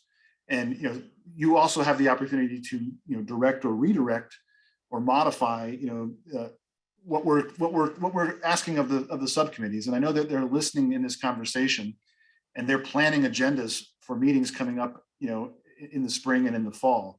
And then they'll be reporting back to you in December. So this is sort of how this group works. It's informal. It is not a decision-making body at all. It's a coordinating body, but it does reflect the intention, the use of your time, the appearance of a topic on an agenda, does have some meaning. And so really appreciate you bearing with me here through this exercise. So I guess that is the question is, do you feel like what we have currently, the structures that we have, this executive committee, you have a budget committee, which is a subset of the executive committee. We have the ecosystem subcommittees. We have an IEO and a science. And it sounded like there may have been some concept of some things that you wanted to assign to each of those. And then we have this Bear Smart group that's task oriented. They've got a particular piece that they're working on that they're going to report on in a moment. Maybe I'll ask the question this way: is that? I mean, that's a lot already in terms of structure. Is there any other proposals for who needs to be doing what? We've sort of got a list there of things that might be done. And the challenge always is we have very few, we don't have, we're all the same people doing a lot of this work. So where is the right forum? Where is the right level to engage locally or regionally?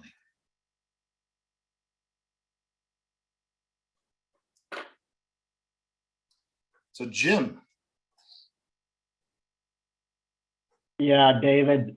I was just reflecting a little bit on when I brought the topic, this whole topic to the subcommittee. And so I just thought I'd talk a little bit about it.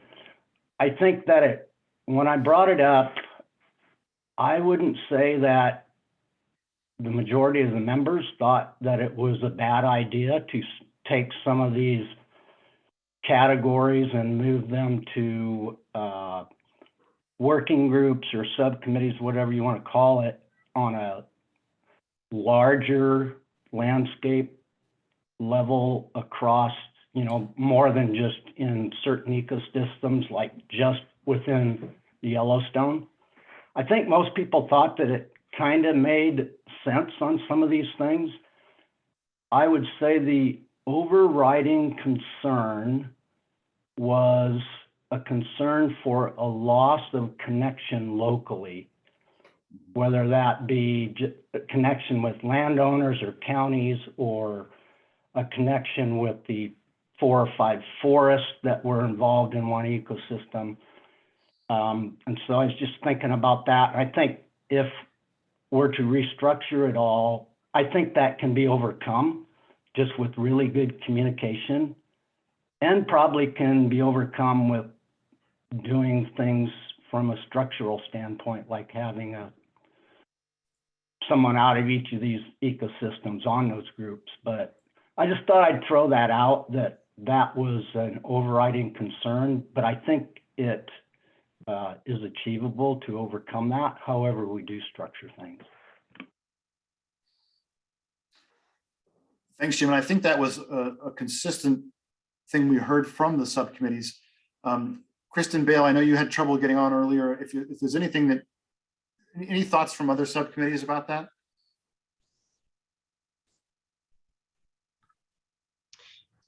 We were similar in that, and just to put it out in the room for everybody, the North Cascades has, more of a unique situation in that we're thinking about and preparing for bears, but they haven't yet arrived. So, in terms of what is the best use of, our resources, how best to, manage the habitat. But, some of the topics are not as, urgent as for other ecosystems. We had, support for some of those things being taken on more on the broader scale, and information, sharing to ensure that all recovery areas kept up to speed. And then there was the tension of, the local line officers still wanting to be, engaged in certain types of decisions at that local level. So, our subcommittee was leaning towards that, more of that hybrid approach, gain some efficiencies, but also respect, some of the different situations that each recovery area is in.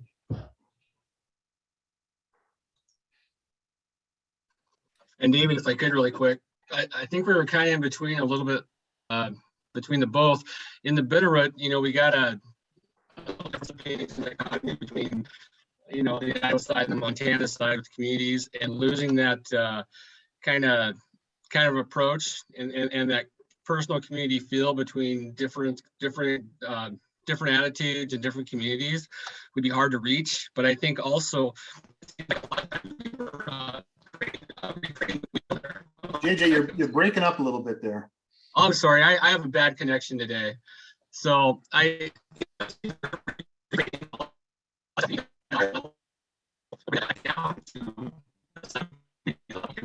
where we have different between communities across the Bitterroot would be kind of a nice approach. So we still can express those values back up, but but pretty much say the same thing for grizzly bear conservation across the board. Great.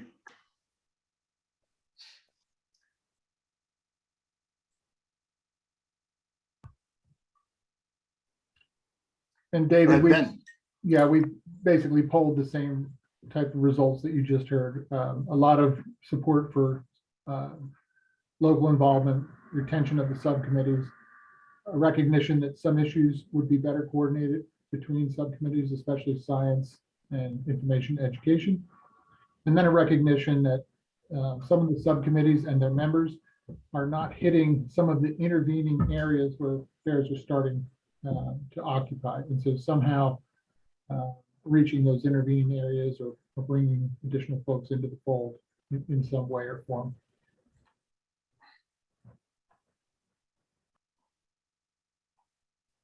Thanks for that observation. So here we are. So we've got a status quo. We've got a already emerging hybrid in the world of IEO. It sounds like there's an intent to do some more in science as well. And I guess this is the point where I have to ask the group. You know, I appreciate you humoring me with this. You know, I have been telling folks form should follow function, and we should think about structure and membership after we've thought about what's the what are we trying to achieve. And so you've gone through that exercise. You've looked at the current statements. You've heard from the subcommittees in December. Are there proposals today for changes to structure or membership? Or is there something that or do we need to keep having the function conversation as we head into June before you're ready to talk about that? Just that's the sense I'm trying to get from the group is, do you have a specific proposal that you'd like to see, or do we need to continue this conversation?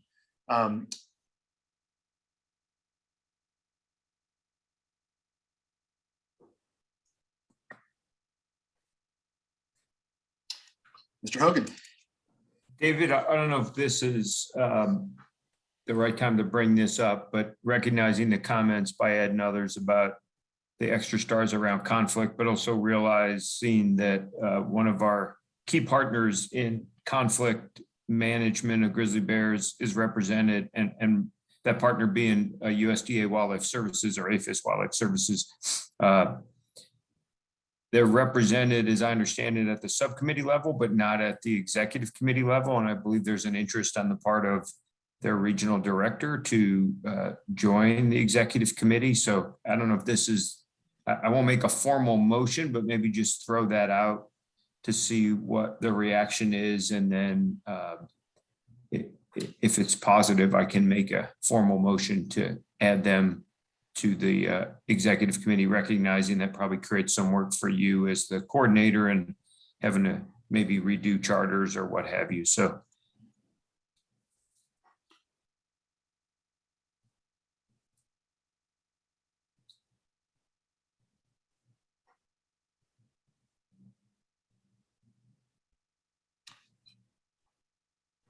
Director Schiever. Thanks, David. Better unraise my hand. So I wasn't at the June meeting when we discussed this, but certainly I've been talking to Toby and my staff about this for a while. And you started off, with 50 years of ESA, 40 years of IGBC, 30 years of recovery plan. Two ecosystems that far exceed demographic recovery criteria and have for a while. And the lines between recovery areas are being blurred more and more. People talk about the in-betweeners and who's thinking about those. I don't know whether now is the time. If we approach June, I think that the bear itself deserves an evolution of this group, the way we work. I think that cold turkey dismantling of subcommittees would be a mistake for a variety of reasons, including the investment that people have made in those and the relationships that exist on the ground. But I think Idaho is ready to entertain more of a realigned committee across themes, across occupied grizzly bear and unoccupied grizzly bear habitat, and moving toward that is in our interest. I'll just say that, and maybe Matt, recognition that important partners in conflict management need to be represented on the executive committee. Conflict is at a level that it's never been before, and I think that makes sense. And I think we need to be thinking about that more globally.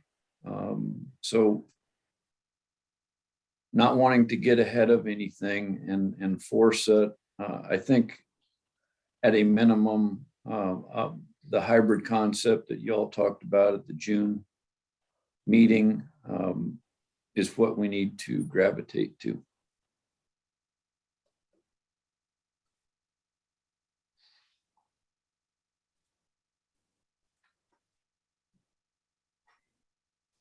So David, is Ed in agreement, or do we have a new proposal, or is it somewhere in between?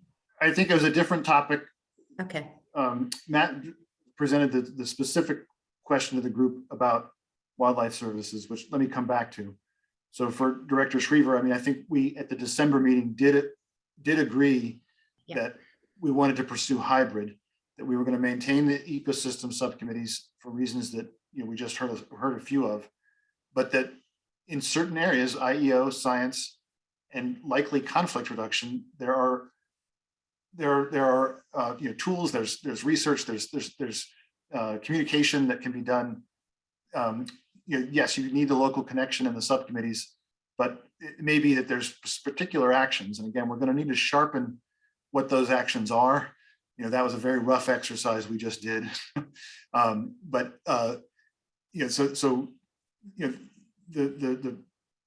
That's my response to that larger question of yes, we are recognizing that evolution has occurred essentially and needs to continue to occur. So then we have a specific proposal from Matt on recognizing the whole suite of wildlife or private land agricultural non-lethal methods that can be employed in the capacity that's brought to the table with our USDA partner in APHIS Wildlife Services. So maybe you get some reactions to that, and I'll just offer, there's sort of the full membership, which the Wildlife Services already has on subcommittees. So they're already on the NCDE, and my understanding is that they're working their way. They may soon be on the Yellowstone ecosystem as well. There's 3 different states of wildlife services there. And so then the question is, okay, what about the executive committee? Is it a full sort of voting membership? Is it a non-voting membership, or is it just we'll coordinate and put you on agendas because there are significant federal appropriated dollars now coming down through that agency, going directly to things that, I think there were a lot of stars on here about non-lethal techniques for reducing conflict. And a point of clarification though, David, if it's not a full member, if it's a member but not voting, then we don't have to change the charter. Is that correct? Not immediately. I mean, what I guess I'd recommend, the charter is quite, it really is highly specified. Yeah. And what I'd like to do is not open it every change that goes along in the evolution, but maybe do it at intervals, where we really take a look at all the things that need to be updated and grab them all at once. And just adding one more executive on this group, I don't know that rises to that level, but again, I serve at what you tell me we will do. I do say we're running out of time on this agenda item, and I do have to ask, we have this other MOU that's a purely, it's a Forest Service MOU that allows the interagency transfer of dollars that support things like the bear resistant container program. And that had expired. That was already expired for a year when I came on board. And so I need to update that one. And I don't think the words need to change, especially if we're going to, well, they're very general. But I'm going to need to go into some sort of executive review process to get that updated. But if it's expired, that makes it pretty easy because we need to do it, right? Yeah. And so that's a different. But I do see Hugh's got his hand up too, David. Yep.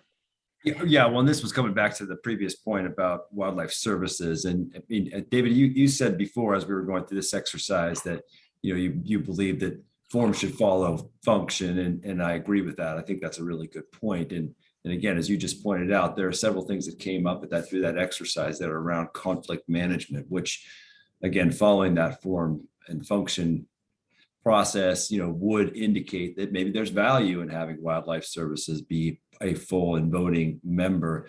I think the other side of the question is, what would be the drawback of having them involved as a voting member of the executive committee? And nothing immediately is jumping to my mind, but I'm relatively new to this group as well. I think a bit of it goes back, Hugh, to, what was the original thought behind the current members? It was land management agencies. It was Fish and Wildlife Service because of that responsibility. It was the states. And so I think, for me, the question would be, where does it fit into, that initial, but there's nothing sacred about that initial either. I think maybe, David, we just need a little bit of time. Maybe we don't make a decision today, but folks, we can send the charter back out, maybe make sure everybody looks at it. And then when we get together in June, this summer, we will be prepared there, but we could definitely have them, be there in June. Just make, however we want to go about it. But Hugh, that's what's in my head of what was the original when this was set up 40 years ago. Again, lots changed. So status quo isn't, probably the right place to be, but thinking through it like that. That makes sense. Thank you. And just a corollary to that is, again, form following function. The only thing that you would ever vote on as IGBC is, like, the last vote that I think occurred was when the conservation strategy came up from the Yellowstone ecosystem to the big committee. And so then the question is, are there commitments, for constituent groups, who actually has a stake in that vote? But again, if we're counting votes, we're likely not succeeding in what the role here is of this group, which is the voluntary and collaborative, and the coordinating of resources. And again, if you're looking at conflict reduction resources, there we have, Wildlife Services has capacity that the habitat managing agencies don't have directly. So thank you for that sort of procedural suggestion, Jackie, and I'm going to take you up on it because we're out of time. No. And that is that we're going to come back to it. So this thought is there. I guess a question, because the Yellowstone Ecosystem Subcommittee's meetings coming up in April, they have taken on the pieces of conflict reduction that are within the agencies of YES to tackle. So they've done work on food storage orders. They've done work on backcountry, structures and other pieces of it. But they're still at this process of trying to think about what does it mean to work on private lands, and they have included Wildlife Services, as I mentioned, as they're thinking about that. So again, there's a executive level work, but you do have capacity at the subcommittee level, even on a thematic topic like conflict.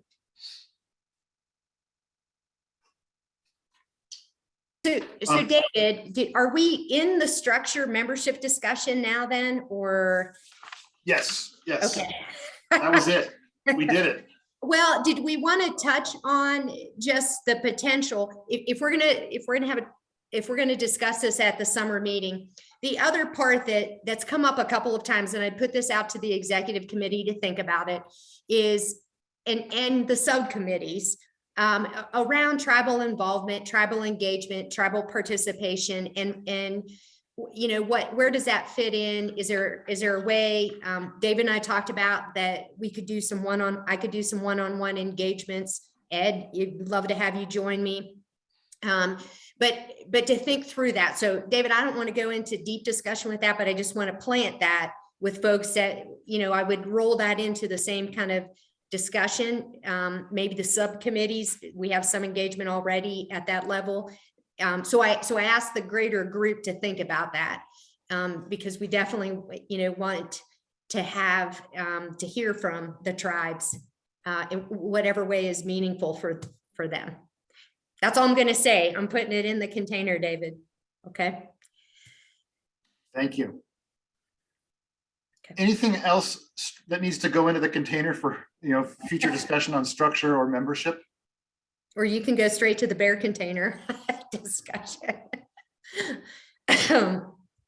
So, you know, I got some interesting comments from executives about, you know, these meetings, you know, mixing of executive level, you know, high level directional conversations, and then, you know, very tactical programmatic updates like we're about to get. But I feel like it's important to keep connected to some of our program work. And so I'd like to turn it over to Scott Jackson, who is, hopefully you're here, Scott. I am. There he is. Scott's going to give us a report from the Bear Resistant Container Program. Thanks, David. Yep, Scott Jackson here, National Carnivore Program Lead for the Forest Service and IGBC Executive Committee Advisor. And one of my roles in that capacity is to oversee the IGBC's Bear Resistant Container Testing Program. And so I wanted to just take just a couple of minutes to update the committee on a few new, what's new for 22. You know, just to let you know that we are listening to the input that we hear from the committee, and we're making changes as needed. So if you recall, last summer, Idaho Fish and Game prepared a marketing evaluation for this program.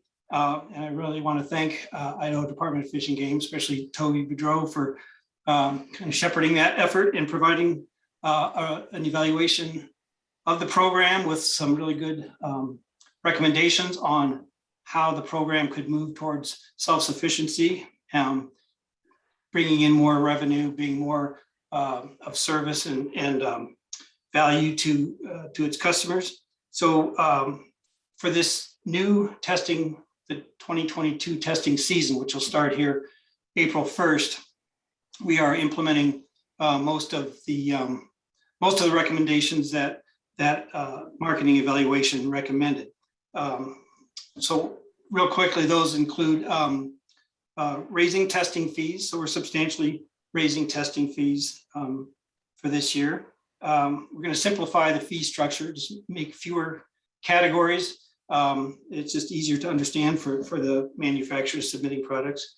We're going to retain the annual administrative fee that manufacturers pay to stay on our list of products and verify that their products are still made the way they were tested. And then we're also working to provide more service and value to the manufacturers who submit products. You know, the new website that has just been launched here in the last couple of months has been hugely effective thus far in enhancing the communication between people, you know, the public and manufacturers that have questions and want information from this program. So that's been really effective. We're moving towards an interactive database where information is going to be more freely available and accessible to the public, and also some more efficient ways for the public and manufacturers to submit forms when they need to provide written information to this program. They can do so, you know, with a fillable PDF, for instance, and not go through the mail or email like they do now. So those are some of the things we're updating and implementing this year. We also, because of, you know, we talked about in previous meetings, some of the concerns we were hearing from the public about some of our garbage carts that had been previously approved and they were failing out in the real world. Some of those concerns were related to these fully automated rollout garbage carts, where the garbage truck picks them up and empties them. The driver never has to get out of the truck. Anyhow, there was concern that those lids weren't and latches weren't functioning as intended.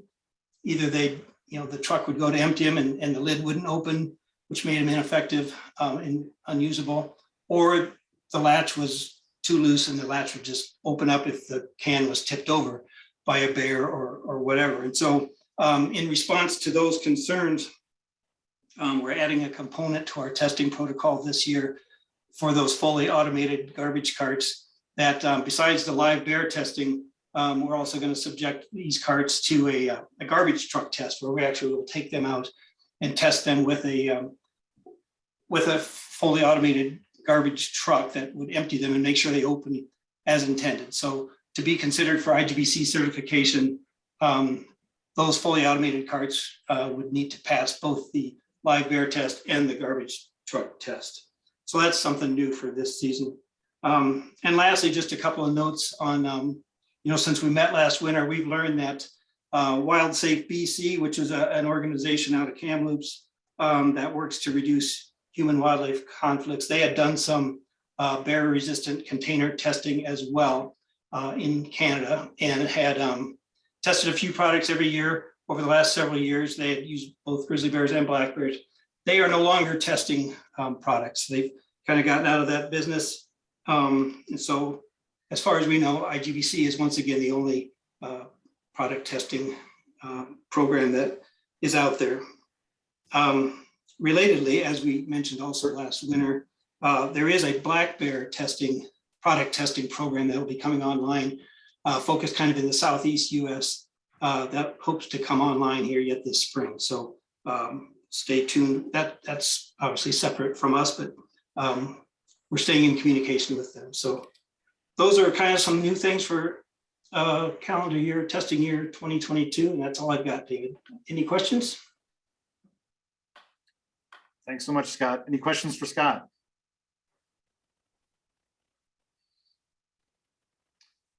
Okay. Responsive, again, we've got program review and some changes as a result and more changes on the way. Appreciate all the work you're doing, Scott, with that group, because again, the only grizzly bear tests is now this program because of the loss of the Wild Safe program. Okay, I'm going to turn now to Lori Roberts and hear from our Bear Smart working group. Lori, what do you got? Alrighty, my name is Lori Roberts. I am the IEO chair I'm the chair of the IEO subcommittee and an advisor to this group. And so we have been working very hard on the Bear Smart Community Working Group. And you can see in the briefing packet a list of the members. We've added some members since the last meeting in December. We had some interest from some execs and some other people to be a part of our group, and it was very helpful. And then we also had finalized the contract and got Andrea Morehouse on board as our writer editor. And that has really moved this group along.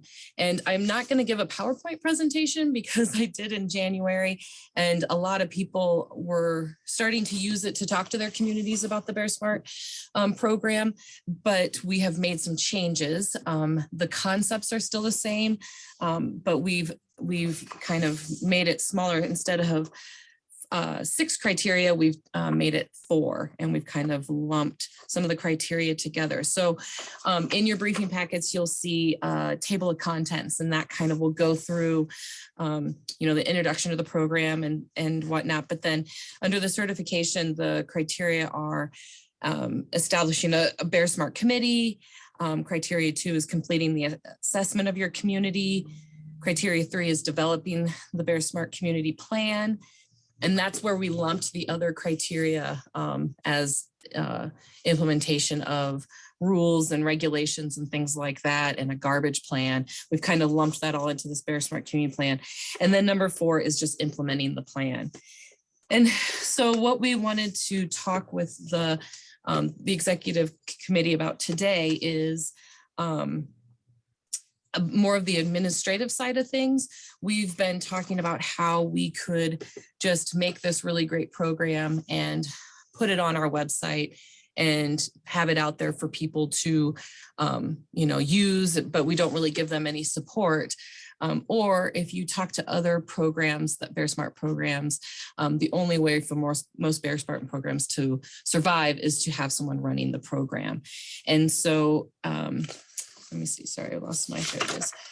And so we are kind of requesting if this group to maybe discuss a little bit now, or if they would like us to continue to have discussions on the June meeting about the program, either being a fully operational program with staff and the support that we need, or if we just post it on the website and it's something that people can grab and do ahead with their communities.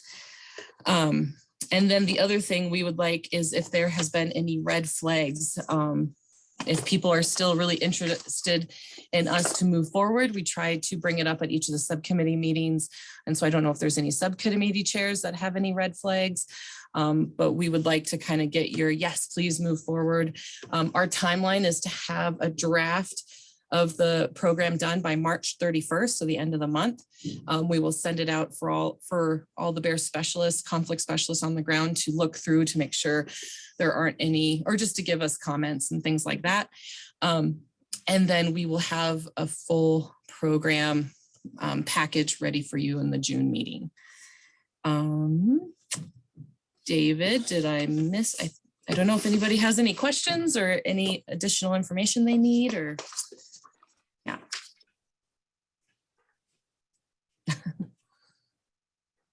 I kind of summed up quick because yeah. Questions for Lori. So Director Schiever, go ahead. Hey, Lori, just curious how the IGBC Bear Smart program is coordinated with Aqua Bear Wise. Are there similarities? Are there efficiencies in scale and scope? The messages consistent? Help me out. Yeah, so that's a great question. We probably do have the same messages. David can probably help me out here too, because I think he sat in on a meeting with the Aqua Bear Wise people. This would actually be a program that would certify. So they would go through those first 3 steps of building a committee in their community, and then assessing their community, and then come up with a plan. And then there's kind of a pause, and they give, if we have a Bear Smart committee for IGBC, and if we have someone running the program, they would give their plan to us, and we would kind of, advise on it and say, hey, you're doing a great job, move forward with your timeline or not. The Bear Wise, the Aqua Bear Wise is just ideas of how you can be bear wise. It tells you how to, around your neighborhood or around your house, like things not to do. So it's not necessarily a program that you would get a certification in. It's just a web page that gives you recommendations on how to prevent bear conflicts and be safe. So Dave, did you want to add anything? Because I think you sat in on the meeting, or maybe not. I think they have an informational meeting later this week on Wednesday morning. Oh, okay. So again, thanks for raising this. So AFWA is considering adopting a Southeastern Fish and Wildlife Agency program called BearWise. That's a black bear focused program. And clearly we will need to coordinate with them on, making sure that if information related to grizzly bears is accurate and how they talk about that. I always have to think, I hear Game and Fish staff in my ear saying, and Wyoming also has a program called BearWise. Right.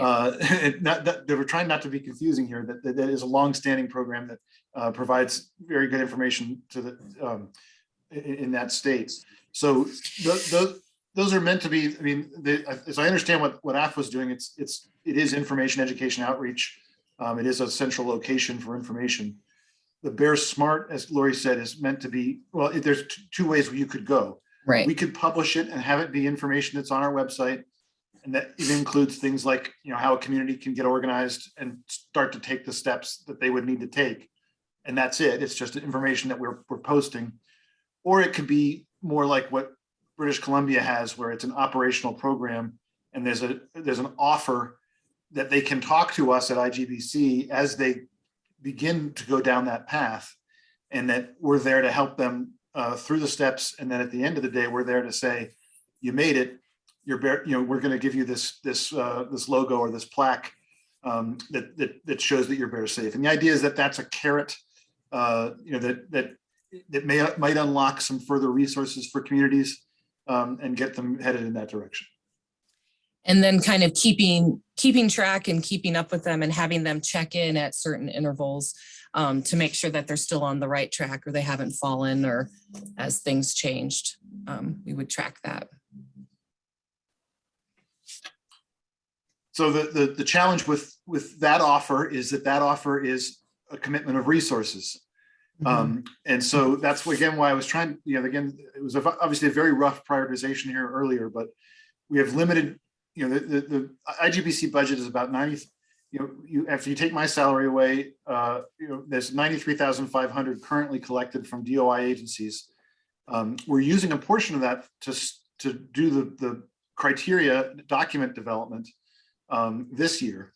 And so the question is, do you want to commit some of that for coming years to sustain that effort? Might there be for additional contributions to sort of stand it up and make it work?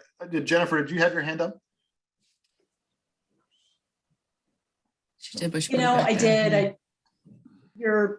I don't want to duplicate what you're saying. It's just, does IGBC want to make a financial investment into launching this program and helping reduce conflicts within communities by helping communities identify ways in which they can do that? And then in turn, they can say, I'm an IGBC certified, bear smart community that they can then use to market their, market for tourism or what have you. And so the question at hand, I really think, is, are we willing to commit financial resources to standing this program up? Or do we want to just have it as a recommended practices with no certification and no oversight, if you will, with IGBC? And that's just a really dirty summary. And then sometimes. And the way that we've got this framed up for the conversation, see, someone needs to go on mute. The way we've got this framed for the discussion today is, red flags for the working group, and they're continuing their work. And again, they're going to have this document, in a very good shape here by the end of this month, believe it or not. They've really been sharpening the pencils. But then the question is, and this will be an active decision that will need to be made in June. And so the other question that I've asked for you today is, what information would you need? How do you to make the decision about, are we going to put resources in? Are we going to stand this up? Are we going to commit, a portion of an FTE to being the Bear Smart coordinator, if you will? I don't know if we've got thought about the title or how that would work. We can support it. We sort of supporting it this year through a contractor through our WMI agreement, and that could be a way that we do it in the first year or a few years. There's ways to do it, but the question is that a priority, and is that where you want to put the dollars?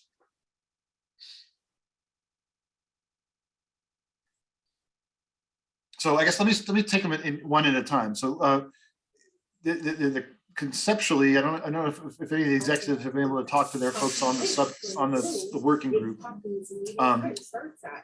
Any concepts that are of concern in terms of how we're describing actions, and maybe Lori, you can describe sort of the different elements.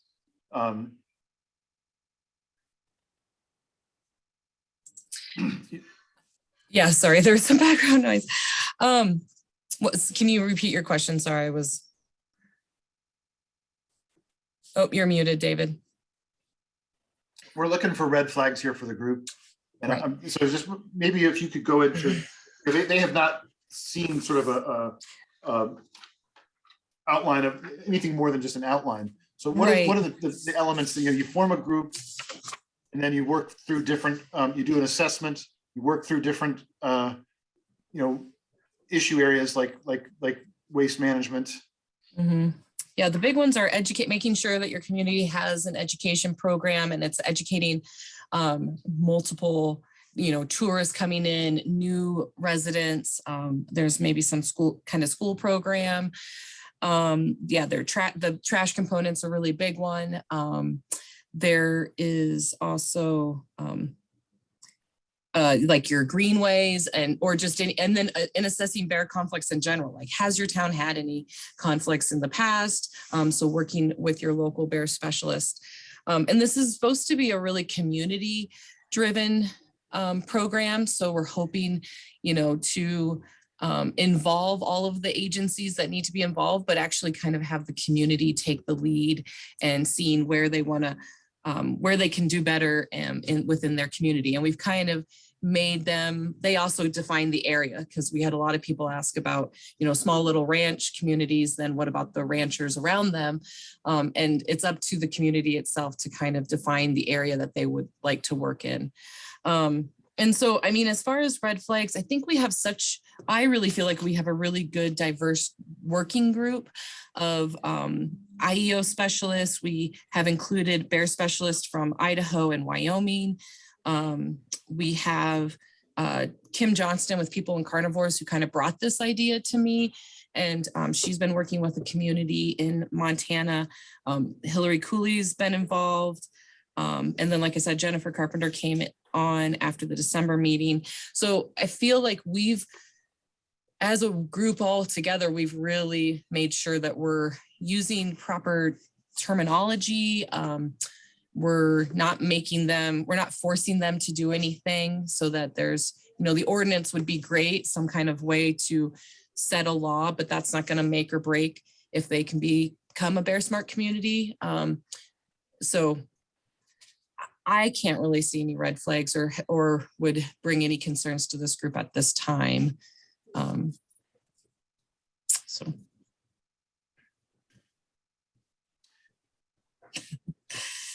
if there's no.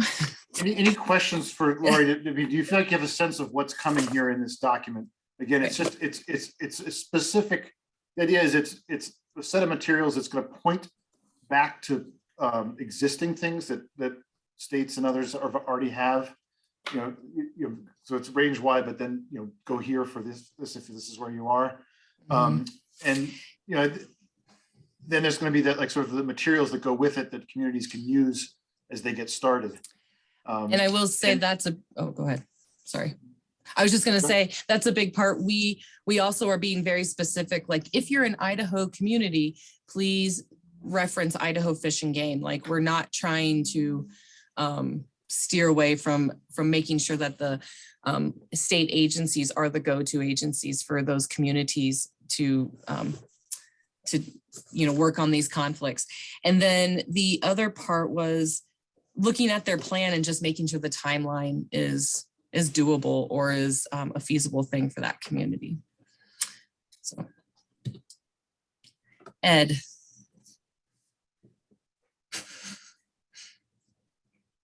Lori, what's so funny? We should get out and have a bourbon or something, I guess.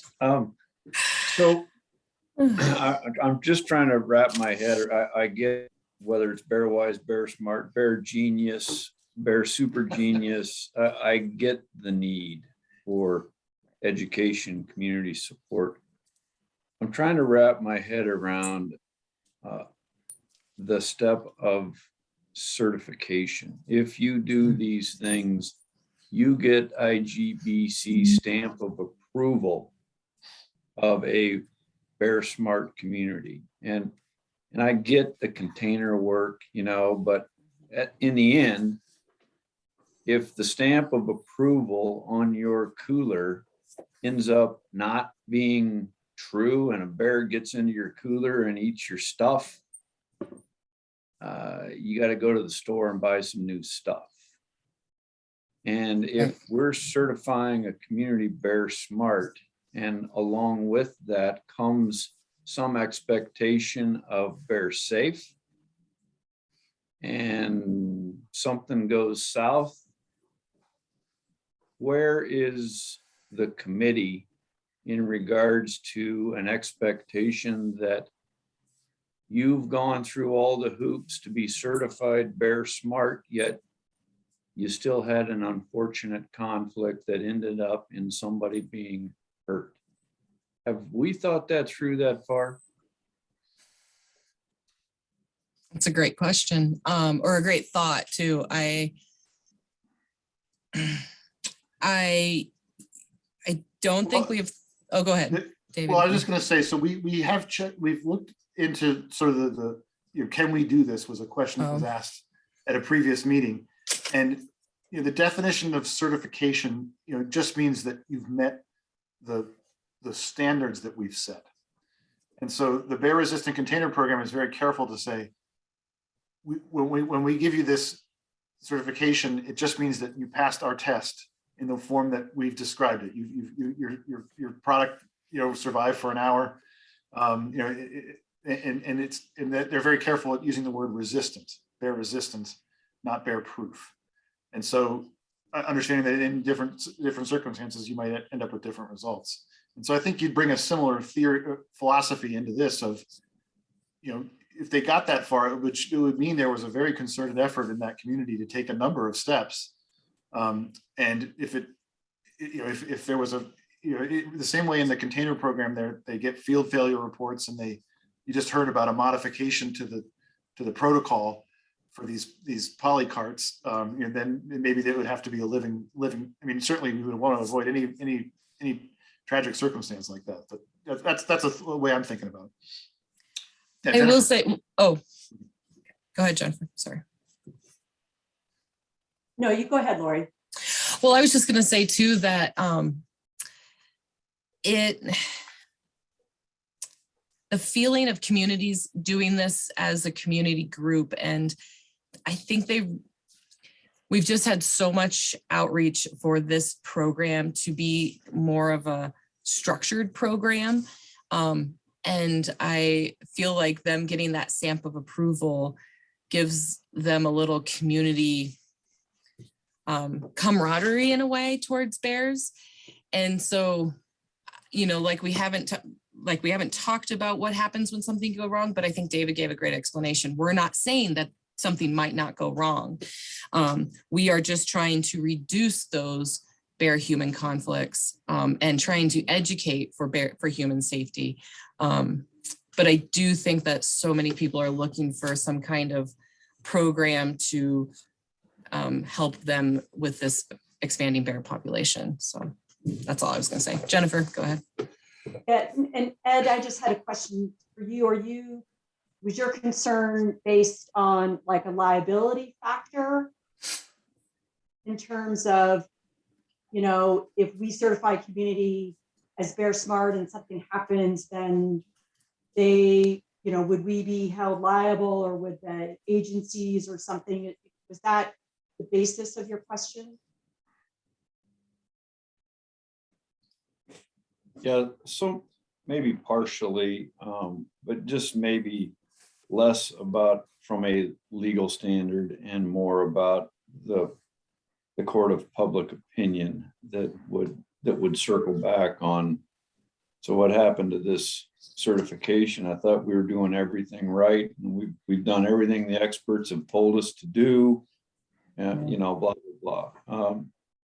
The other thing, and I a little reluctant to say it, but the other thing is, at some point, at some place, at some time, even in a bear smart community, we're going to come up against the bear that needs to be removed. And the community, in one way, would say that's just going to be an additional,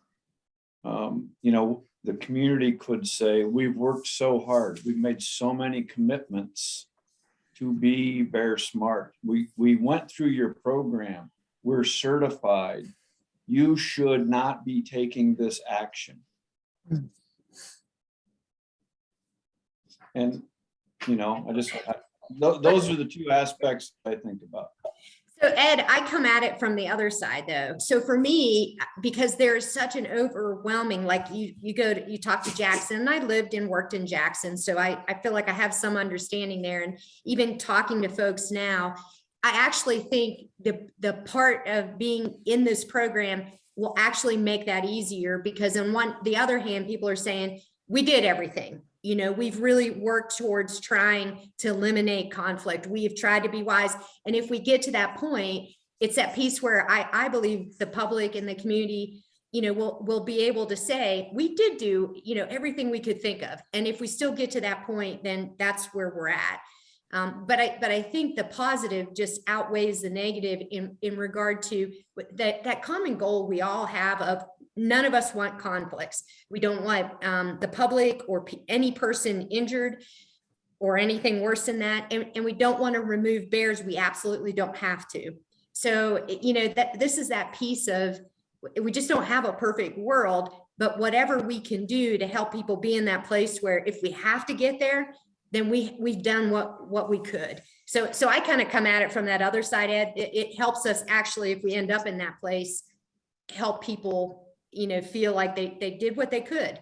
And bears are like people. You can tell them all the right things, you can show them all the right things, and people are still going to make a bad choice, and maybe some bears will too. But it feels like it's at least a step towards, you know, moving us in a positive way. We might still have a bad outcome, but if we've done something, then that I think puts us in a better place. So that's I think the flip side of it when you talk to those communities, maybe a little bit of it, Ed.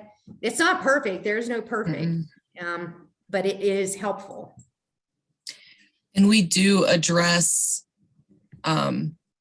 mortalities and having to remove bears in a very broad general sense, because that has to be an option for those agencies. So it's not a Pollyanna, Ed. It's not you do this and you're never going to have to. It's there's truth in there and there's reality in it, which I think again just puts us in a little better place. If I could write that program, I'd start my own business. I know. Me too. Jackie, I want to say that I agree wholeheartedly with education programs in general. The aspect of this that I'm wondering about is what comes with a certification, with that public expectation that this group, the premier grizzly bear experts in the world, are now certifying our community bear smart. And I'm just trying to wrap my head around that. I am not questioning that we should be educating people on all of the aspects in there. It's just about sticking a IGBC label on a certification. Thank you. No, I was just going to say this. We've talked about that, Ed. So you're not alone in. We've had, you know, lots of consternation around that. So totally, I see that side of it, and I agree. But I think that's where the words count, and not giving anything that sounds like a guarantee of you do this and you'll never have that. I think, you know, being smart is, you know, helping him to be smarter, but it's not a promise or a guarantee of an absolute. And we have to be clear on that. You know, Jennifer. I think, yeah, along all those lines, and I agree with everything being said, I think for IGBC to be involved, I view it as an optics thing as well, because IGBC is an interagency committee that focuses on grizzly bear management, and it's got state agencies and federal agencies.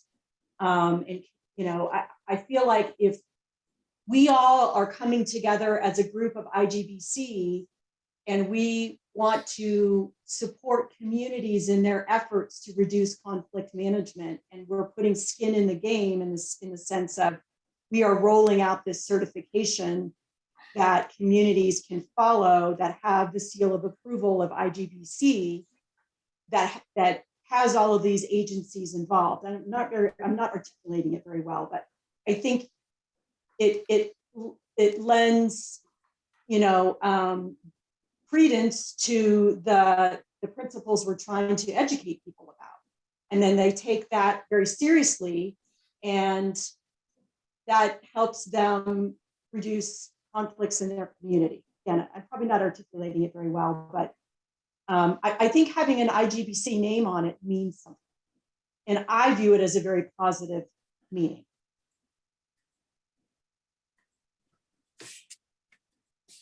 And David, I hate to close this down, but maybe we can pick it up. We're at the public comment piece now too, so I don't want to go Yeah, too so far. what I guess, just to summarize though, I didn't hear a red flag on the document, but I hear some, skepticism and a need to come forward with a pretty compelling,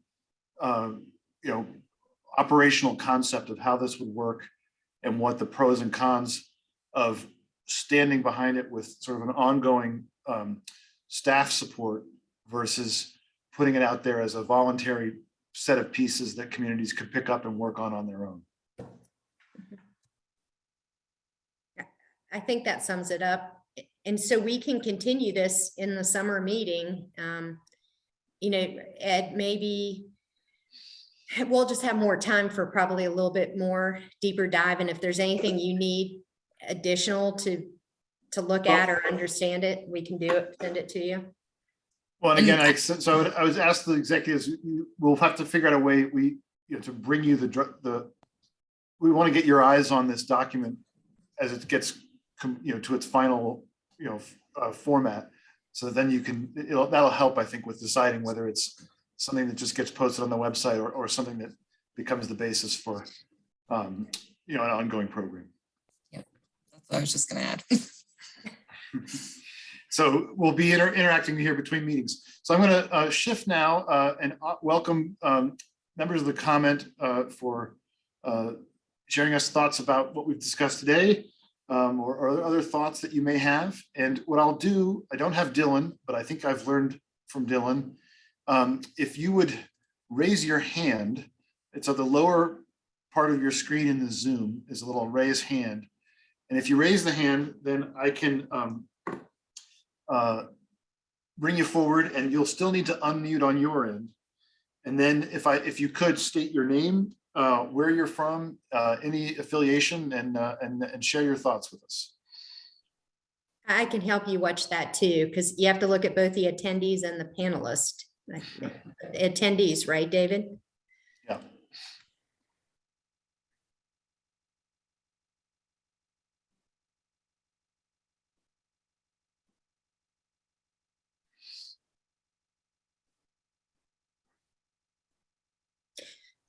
So for the public, this is your opportunity to give us your thoughts, what you heard, if there's concerns, if you have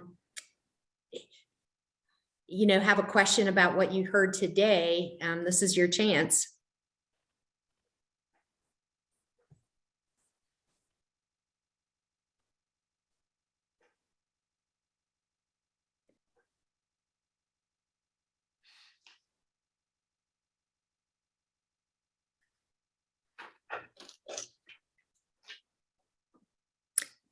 They could also, I guess, put something in the chat, David, because we've had that before too. If you have, you don't want to comment, but you want to put something in the chat, that's a second way you could share with us.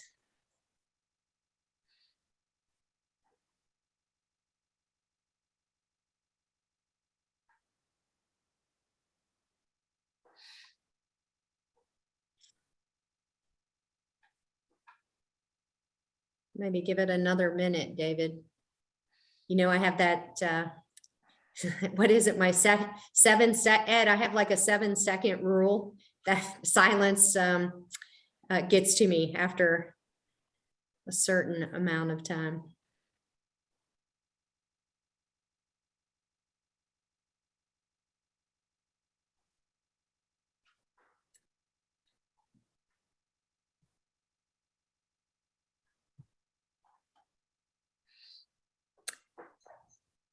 David, I'm not seeing anything in the chat, and I'm not seeing anybody's hand raised. So we could maybe go into next steps and plans for the summer meeting. And then if somebody, if you want to put something in the chat or let us raise your hand, let us know. We can always come back. Sounds good. Okay. Thanks, Jackie. Well, I really So- appreciate the public opportunity, but I can't force it either, so. Yeah, and maybe it'll be different when we're in person and not virtual. So that's the segue. That's the next meeting I mean, we've said this, how many times have we said this? That the next meeting will be in person. It will be. It will be. So just a review of where we stand. Back in, I forget when it was, December, you set on dates and you set on a location in Idaho. Turns out those dates are going to have to change. So maybe Jackie, you want to handle the dates first?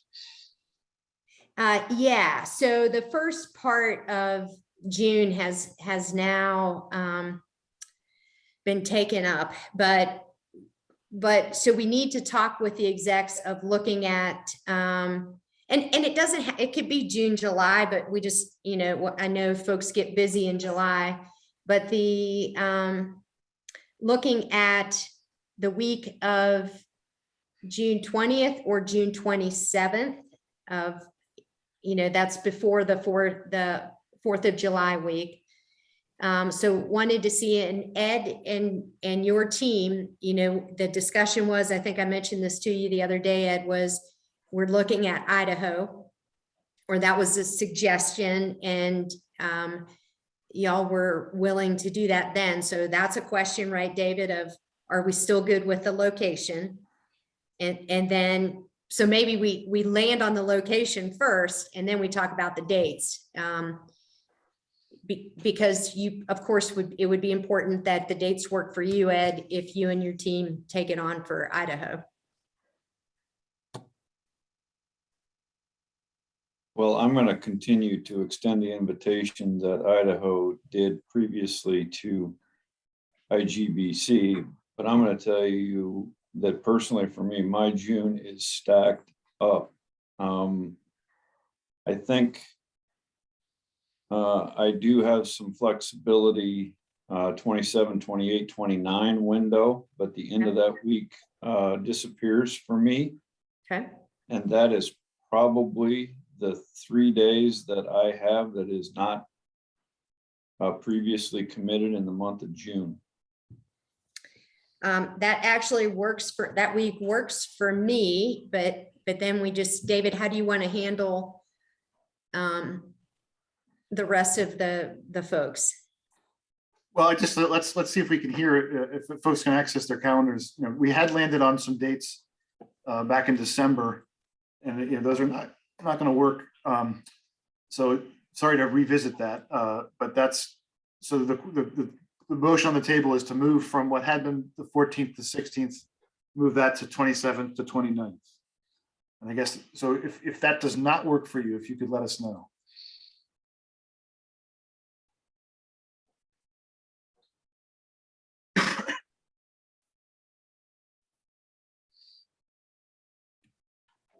Anybody have a hard issue with that last week? So Jackie, this is Hugh. I won't be available that week, but if everybody else is, it should schedule around me. Okay. Noted on Hugh. Matt Hogan, so. Yeah, I'm in, sorry, Jackie, I'm in a similar boat with Hugh. I'm not sure I can make that work. I can't commit to it right now, but I can try to work on it, but it's going to take me a little time to see if I can move some stuff. So Ed, what about July? So let's do 2 weeks of options. But Ed, again, critical if we're going to Idaho that it works for you. Do you have any time in July?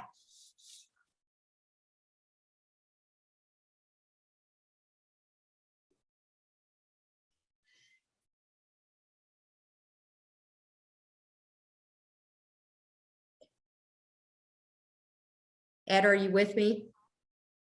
Yes.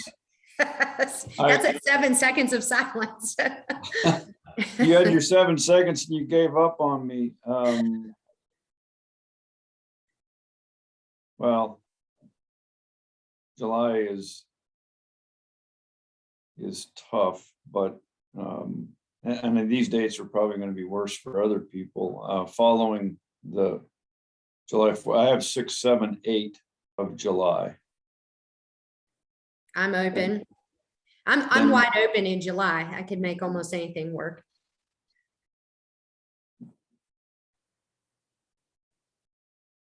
Anybody right off the bat have a hard time with the 6, 7? I mean, we could put those out, David, in a doodle poll and just see which one lands. You know, has the greater.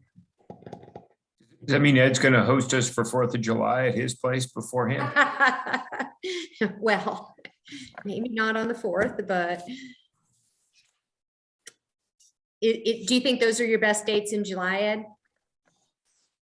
Yeah, after that, I'm at WAFWA. After that, I'm at ICAST. And after that, I got a commission meeting. So I would have 25, 26 also available, but that's only 2 days. Okay. Well, let's look at the 6th, 7th, 8th. David, maybe we can send out a doodle poll on the 2 options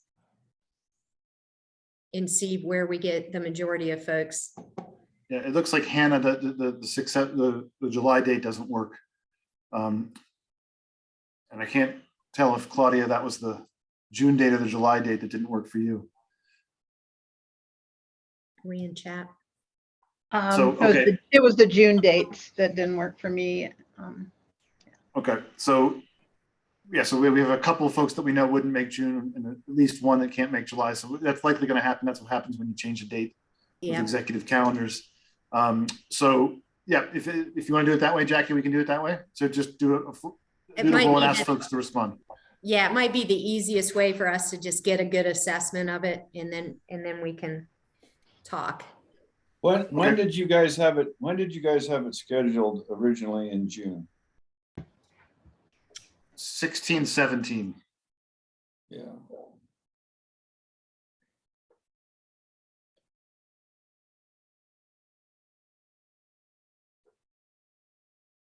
And that, yeah. So was it just 2 days or was it 3 days? I have 14, 15, 16. Yeah, I was gonna say, I thought it was the middle of the Yeah. week, 14th, 15th, and 16th. Sorry. Yeah, I was reading this wrong. Okay. 14, 15, 16. Yep. So yeah, that was the date that was held, and I guess there's some come up. So we're gonna have to, I have the conflict, Ed, for that. I'm coming back from Africa right in that time. And so I own it. That, you know, that's not on David, that's on me.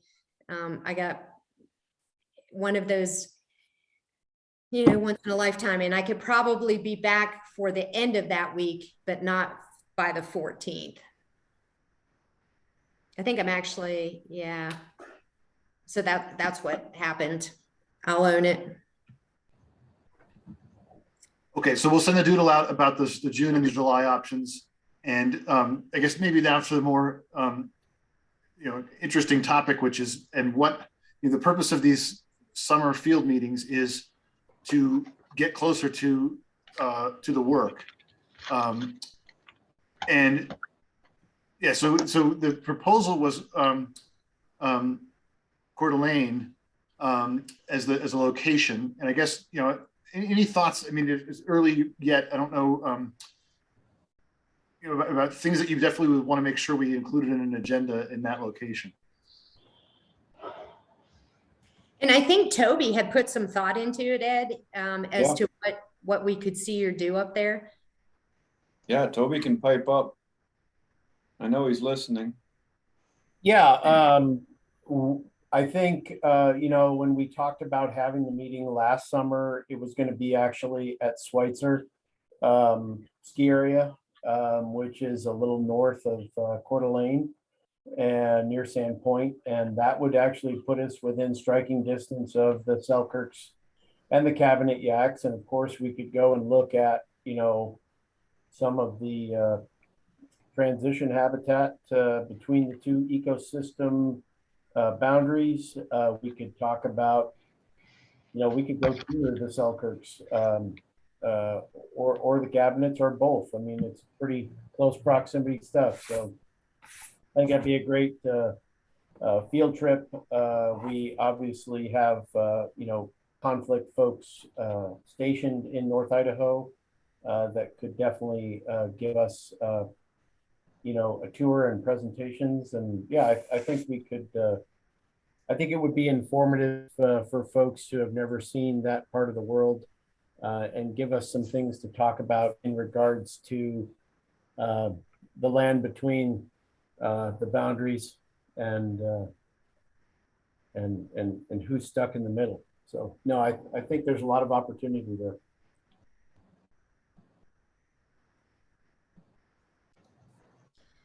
Okay. So David, let's wrap that in a package. Maybe Toby can send us, he or Ed or whoever from Idaho can kind of give us just a few, or if you've captured that, David, then we can send that out, do the doodle poll and just see where we land.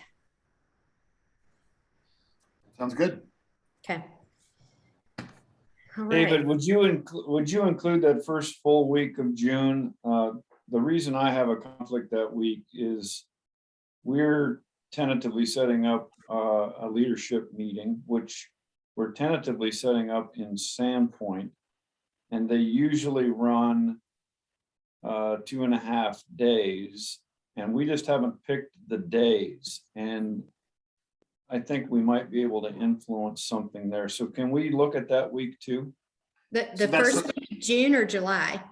June. Okay. I can make that work too. You mean the week of the 6th, or do you mean Memorial Day? The week of the 6th. Yeah. So 6, 7, 8 was what I was going to test. Okay. All right. In That's June. Good. And then in July, it was going to be 25, 26.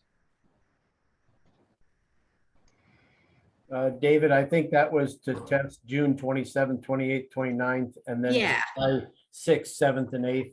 And Jackie, wouldn't you be gone the week of the 6th of June? I think I'd leave the 7th or the 8th. Yeah, I'm gone the first 2 weeks, and then we were looking at the last 2 weeks of June was open or anytime in July. So then Ed, yeah, I think you're right, because we were talking the week, the 27th, 8th, 9th, or whatever in June, and then after. Sorry, I got confused. So I'll test 3 options then. June 6, 7, 8. So early June, June 27, 28, 29, and July. Is it also 6, 7, 8? It was a 6, 7. That's where I think there's confusion with Ed, because we were looking at the first week. So the end of that week, after, because of July 4th, of course. Yeah. Okay, got it. Okay. Okay. Okay, and again, so appreciate everyone hanging in for a long virtual meeting. In terms of recap, I want to make sure that we make use of that agenda, that you see the things that Idaho wants to show us, and that the other partners on the ground need to show us. Then also we need to continue some of these conversations. And so look for a recap of this meeting from me, and look for the document that's going to be coming from the Bear Smart group. And yeah, we'll be ready to have a very different experience as an executive committee in June in person. Yep.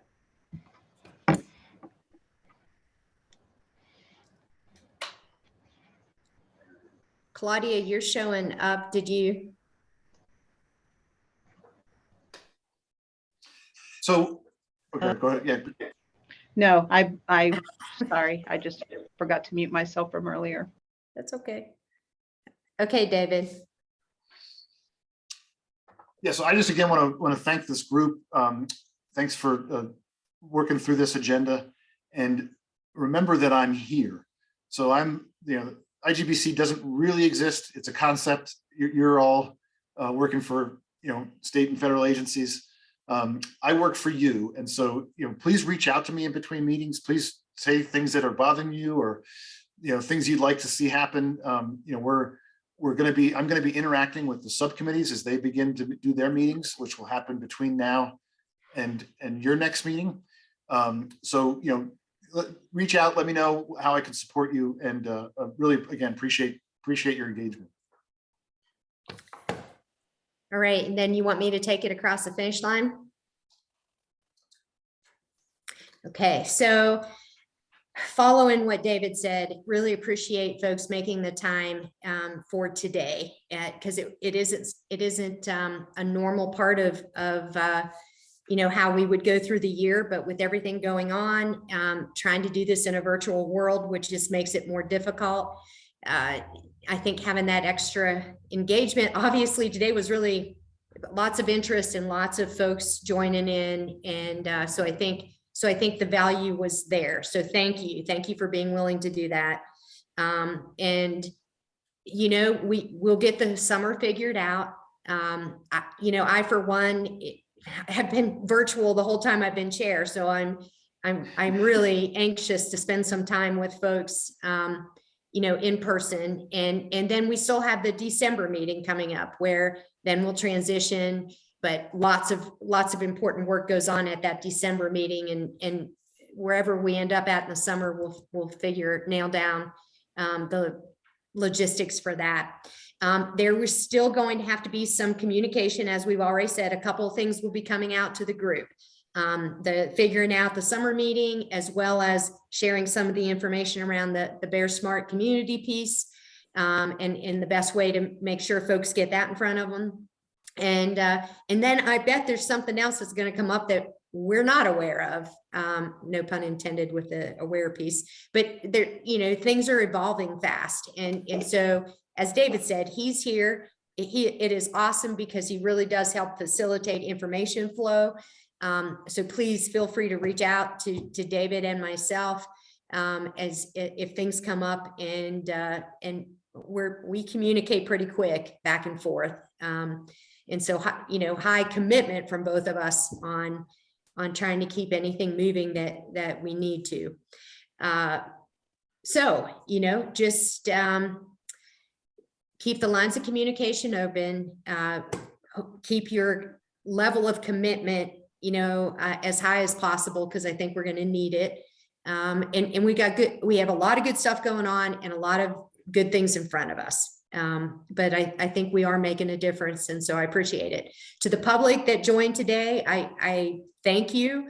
You will continue to provide, open meetings and shared information. The website, doing great things on that. David is really driving the website and the information there to getting it as up to date and as relevant as possible. And so please take advantage of it. And if you see anything that we can do better or different, if you have suggestions for us for how we can, add something in there, or if there's, different ways we can communicate things, we're very open to that. This is a coming together. This is a committee. This is not a rule of one. There's no dictatorship here. It's, we're in this together. Chair, vice chair, and David, we serve at the greater, for the greater group. And so I just want to say that, and that's the spirit that we operate in. So please keep the communication open, and we'll do our part to carry it across the line. I think I'm gonna leave it at that, David. Okay. And thanks to everyone. Okay, we'll see everybody this summer. Thank you all. Bye, Jackie. Thank you. Thank you. Thank you. Thank you.